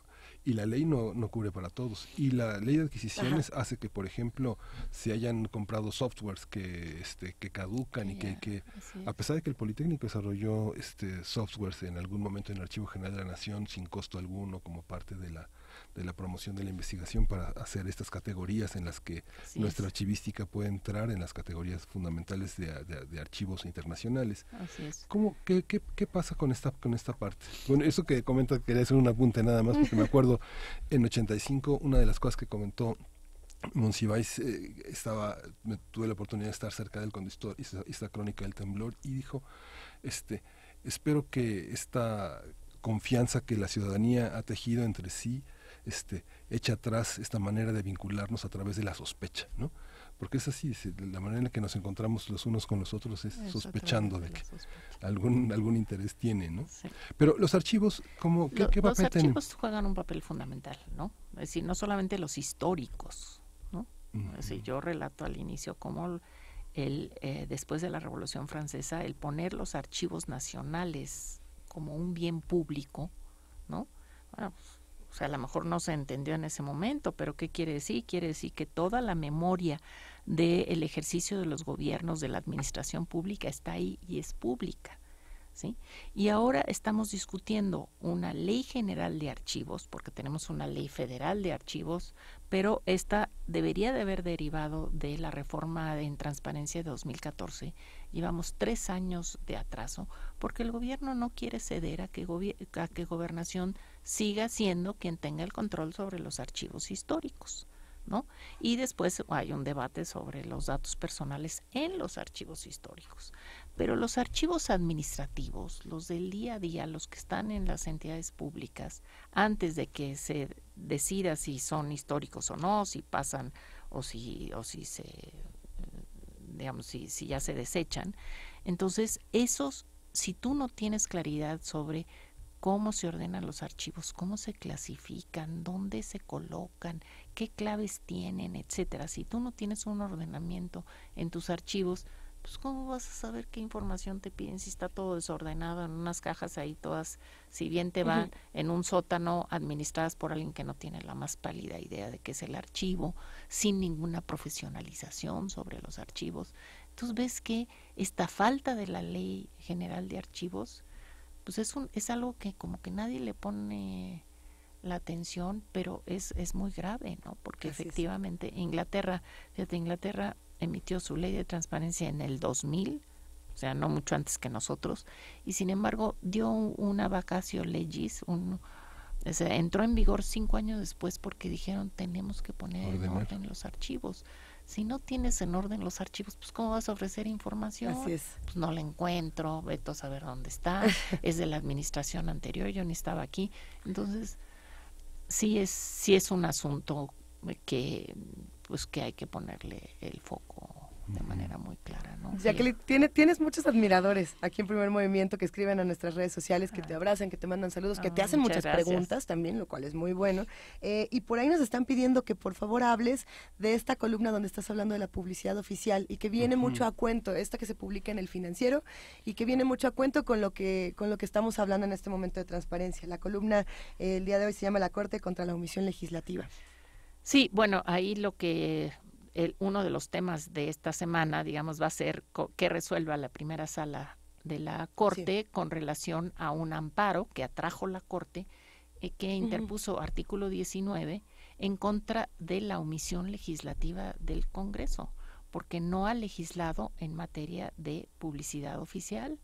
Para decir cuánto se puede gastar, cuáles son los topes, qué es publicidad oficial, ¿no? O sea, tenemos una mezcla entre que si es gasto de comunicación social, que si es publicidad oficial, que la Constitución dice que no debe de publicitarse ninguna imagen, ni ninguna figura, y pues lo vemos todo el día. Entonces, pues no hay una regulación y esta debía de haber estado desde 2008 en materia electoral.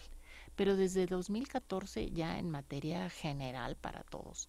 Y el Congreso ha sido omiso y lo importante de este amparo es que sería un amparo en donde el Poder Judicial le ordenaría al legislativo que legislara, ¿no? Normalmente le ordena a un ente gubernamental, ¿no? Y le dice haz tal cosa, o al legislativo, pues cuando por la vía de una acción de inconstitucionalidad, de una ley que no cumple con la Constitución, pues sabes que esto no se puede aplicar. Pero en materia de omisión legislativa, pues es de una enorme relevancia porque tiene que ver con equilibrios entre los poderes. Pero Jacqueline, los diputados están llenos de publireportajes. Están llenos de publireportajes para su imagen, de fotógrafos. Y cuando ves los gastos en publicidad oficial y en los estados. Sí, no, el diputado estuvo en el jardín de niños inaugurando la fuente de Cricri, así. Así es, ¿no? Tienen cadena nacional, pues porque quién sabe por qué, ¿no? Sí. Pero sí tienen control sobre los medios. Entonces es un tema, y es un tema que además el presidente Peña Nieto prometió al llegar a la presidencia, antes de ser presidente constitucional, pero ya electo, que iba a hacer 3 grandes reformas: transparencia, combate a la corrupción y regulación por una comisión ciudadana de los gastos en publicidad oficial. Y pues no hay nada. No, lo que pasa es que todos los medios parece que son neutros, ¿no? No pasa como en Europa, que digamos, no sé, los medios franceses sabemos si son católicos, si son protestantes, si son de izquierdas, si son de derechas. De entrada el periodismo dice quiénes somos, ¿no? Dice desde qué punto de vista hablamos, y la responsabilidad ética consiste en hacerlo con las suficientes fuentes como para que la verdad personal del periodista sea sostenida como una verdad pública. Difícil es que en otros países a los periodistas no se les mata, ¿no? Entonces matan. Tienen una manera de expresarse. ¿No? Pero sí, además la publicidad oficial, los recursos en publicidad oficial han servido para condicionar, ¿no? Esa es otra. Digamos, la política editorial de los medios. Sí. Y eso no es del régimen hegemónico del PRI, eso es de ahora, ¿no? Sí, quienes hemos sido periodistas muchos años, sabemos que los directores de los periódicos dicen, no, porque ese es amigo de la casa. Exacto. Amigo de la casa quiere decir que por lo menos mete 10 millones al año, por lo menos, digamos, lo mínimo, ¿no? Sí. Pues mira, este tema se está poniendo muy bueno, pero tenemos que ir cerrando. Y pues bueno, querida Jacqueline Pechard, ¿con qué reflexiones finales nos podemos quedar? ¿Dónde podemos encontrar tu libro? Ahora sí que, ¿de cómo, de a cuánto, dónde, cuándo, dónde nos vemos? Porque sabes que aquí pues siempre estamos siguiendo tu trabajo. No, se los agradezco muchísimo, de verdad, Luisa. Y bueno, pues esta es una publicación del Colegio de México, está en la librería del Colegio de México y en las librerías de la UNAM. También está de manera digital, si no me equivoco. Sí, también lo buscamos.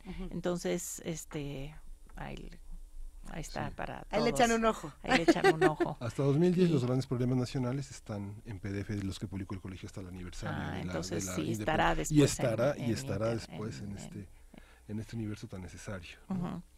Sí, pero bueno, una última reflexión. Yo creo que entramos a un año de proceso electoral, en donde pues es clave que los ciudadanos estemos muy atentos, estemos muy exigentes, y yo creo que la información que tengamos sobre el proceso electoral, es decir, no debemos minimizar la información para que nuestro voto sea el voto más informado, más razonado, ¿no? Para que de veras hagamos del voto un ejercicio de conciencia, y para eso necesitamos información, ¿no? Venga, pues hasta aquí llegamos, querida Jacqueline Pechard. Vuelve pronto, por favor. Muchas gracias, encantada, Luisa. Muchas gracias, de veras. Y te seguiremos tu columna, porque es una gracias. Compartimos el link en nuestras redes sociales para que todos se acerquen a la columna que está en El Financiero, la columna de Jacqueline Pechard. Te abrazamos, querida Jacqueline, y seguimos por acá. Yo también, muchas gracias. Y nos vamos con música. Miguel Ángel, a ver, hay que decirlo brevemente. Yo estaba conflictuada porque de pronto pusimos a Nine Inch Nails, y entonces nos escribe primero el Zarco y dice, qué buena está esta canción, o ya se rejuveneció el programa con esta nueva música. Y luego alguien más nos puso, ay no, está tan horrible que ya le cambié a Aristegui, ¿no? Y bueno, tan buenas las carcajadas. Qué bueno que hay pluralidad de voces, y qué bueno que hay mucha música para todos los que nos escuchan. Esta es completamente distinta. A ver. Después de Oscar Chávez y de Jaime López vamos a escuchar la Robe Rouge de Granville. Eso, cerramos. Gracias, Jacqueline.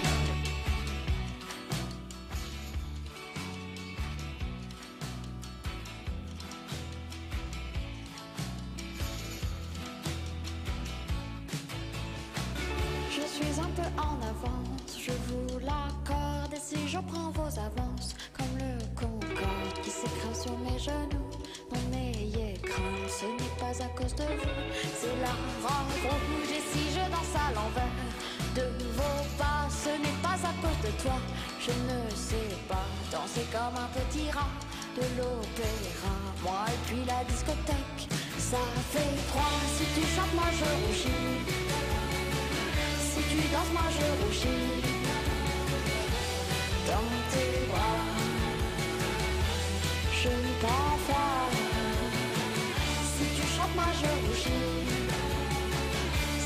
danses, moi je rougis dans tes bras. Je prends froid.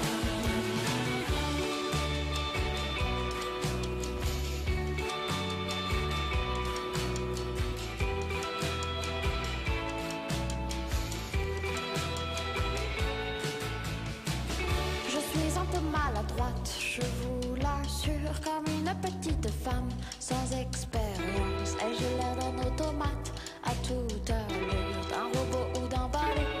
Quand je danse, je ne suis pas faite pour le bal. Et la robe rouge, moi je danse les nuages. Valser bouge au rythme du vent qui claque. Mais voler, ce n'est pas à cause de vous, c'est la robe rouge. Si tu chantes, moi je rougis. Si tu danses, moi je rougis dans tes bras. Je prends froid. Si tu chantes, moi je rougis.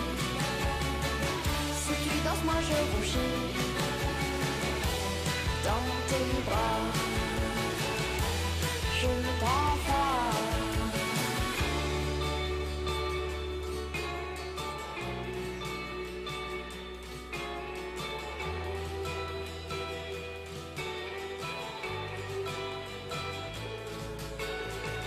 Mystérieuse comme le goûter, ton vin, mystérieuse comme le goûter, ton vin, la rouge je la déguste, ton vin, la rouge je la déguste, la rouge je la déguste, mystérieuse comme le goûter, ton vin, mystérieuse comme le goûter, ton vin, la rouge je la déguste, ton vin, la rouge je la déguste, la rouge je la déguste. Si tu chantes, moi je rougis.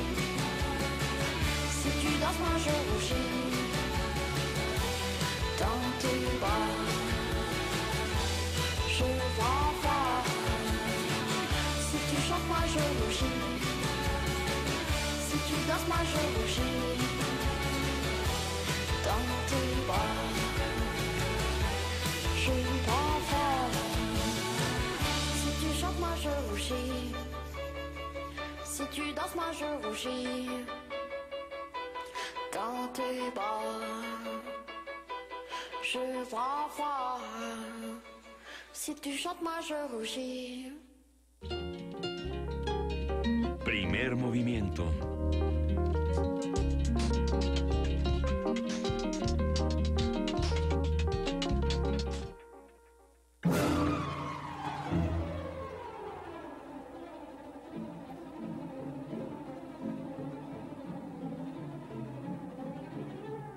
Y que llega la abeja reina, nuestra productora Frida Saldívar, a la cabina de Primer Movimiento. Hola, Frida. Hola, ¿cómo están todos? Espero que tengan muy buen inicio de semana. Queremos Queremos compartirles programas que estarán aquí en Radio UNAM, en TV UNAM, así que iniciamos con el 96.1 de FM, ya que a las 11:50 pueden escuchar En su Tinte. Es un programa literario generado por el Instituto de Energías Renovables de la UNAM en Morelos. A las 4 de la tarde podrán conocer todo lo relacionado al tema del cáncer en el Camino del Cangrejo, visto desde varias disciplinas como la científica, la social, la filosófica y el arte. A mí ese programa me fascina. Perdón, ya no te interrumpes, que es muy bueno. Y a las 6 de la tarde, el nuevo programa Poética Sonora. Es un espacio para difundir y explorar las artes sonoras, un programa de nuestro querido productor Oscar Peralta, saludos. Y a la 1 de la mañana el programa Testimonio de Oídas, en el 860 de amplitud modulada. A las 10 ya están listos los de Brújula en Mano, así que escúchenlos. Y en TV UNAM tenemos un programa especial hoy, en vivo. Bien. Luisa. Hoy tenemos un programa que nos emociona muchísimo. A las 8:30 de la noche, La Hora Elástica cierra su primera temporada completamente en vivo. Ahí vamos a estar echando mucho relajo. Sí, pues bueno, una idea maravillosa de Fernando Rivera Calderón, de Marisol Gacé. ¿Quién más va a estar por allá? Rafael Tonatiu, Oscar de la Borbolla, Pepe Gordon, Julia Santibáñez. Van a estar los molotes en la música. Van a estar los compas de los buenos amigos de La Dichosa Palabra. Estará Pablo Boullosa, si no me equivoco. Y ya les iremos contando, va a estar bien bueno, de verdad que sí. Gracias por permitirnos decir este chisme hoy a las 8:30 de la noche. Y pues ya, nos vamos. Gracias, querida Frida Saldívar. Excelente día a todos. Nos vamos y mañana quédense, bueno, ahora sí que quédense al pendiente del Primer Movimiento porque Miguel Ángel Quemain les va a contar que tiene un curso en Cazul. Y ahorita ya nos dieron las 10, ya lo contamos mañana porque los radioescuchas que hacen comunidad con nosotros solicitan información del curso en la Cazul. Así que les agradecemos que nos hayan permitido acompañarlos esta mañana de 7 a 10 o de 8 a 10 a través de TV UNAM. Y nos escuchamos mañana, querido Miguel Ángel. Mañana, gracias a todos. De 7 a 10. Gracias, Miguel Ángel. Esto fue Primer Movimiento, Luisa. El mundo desde la universidad. ¡Adiós!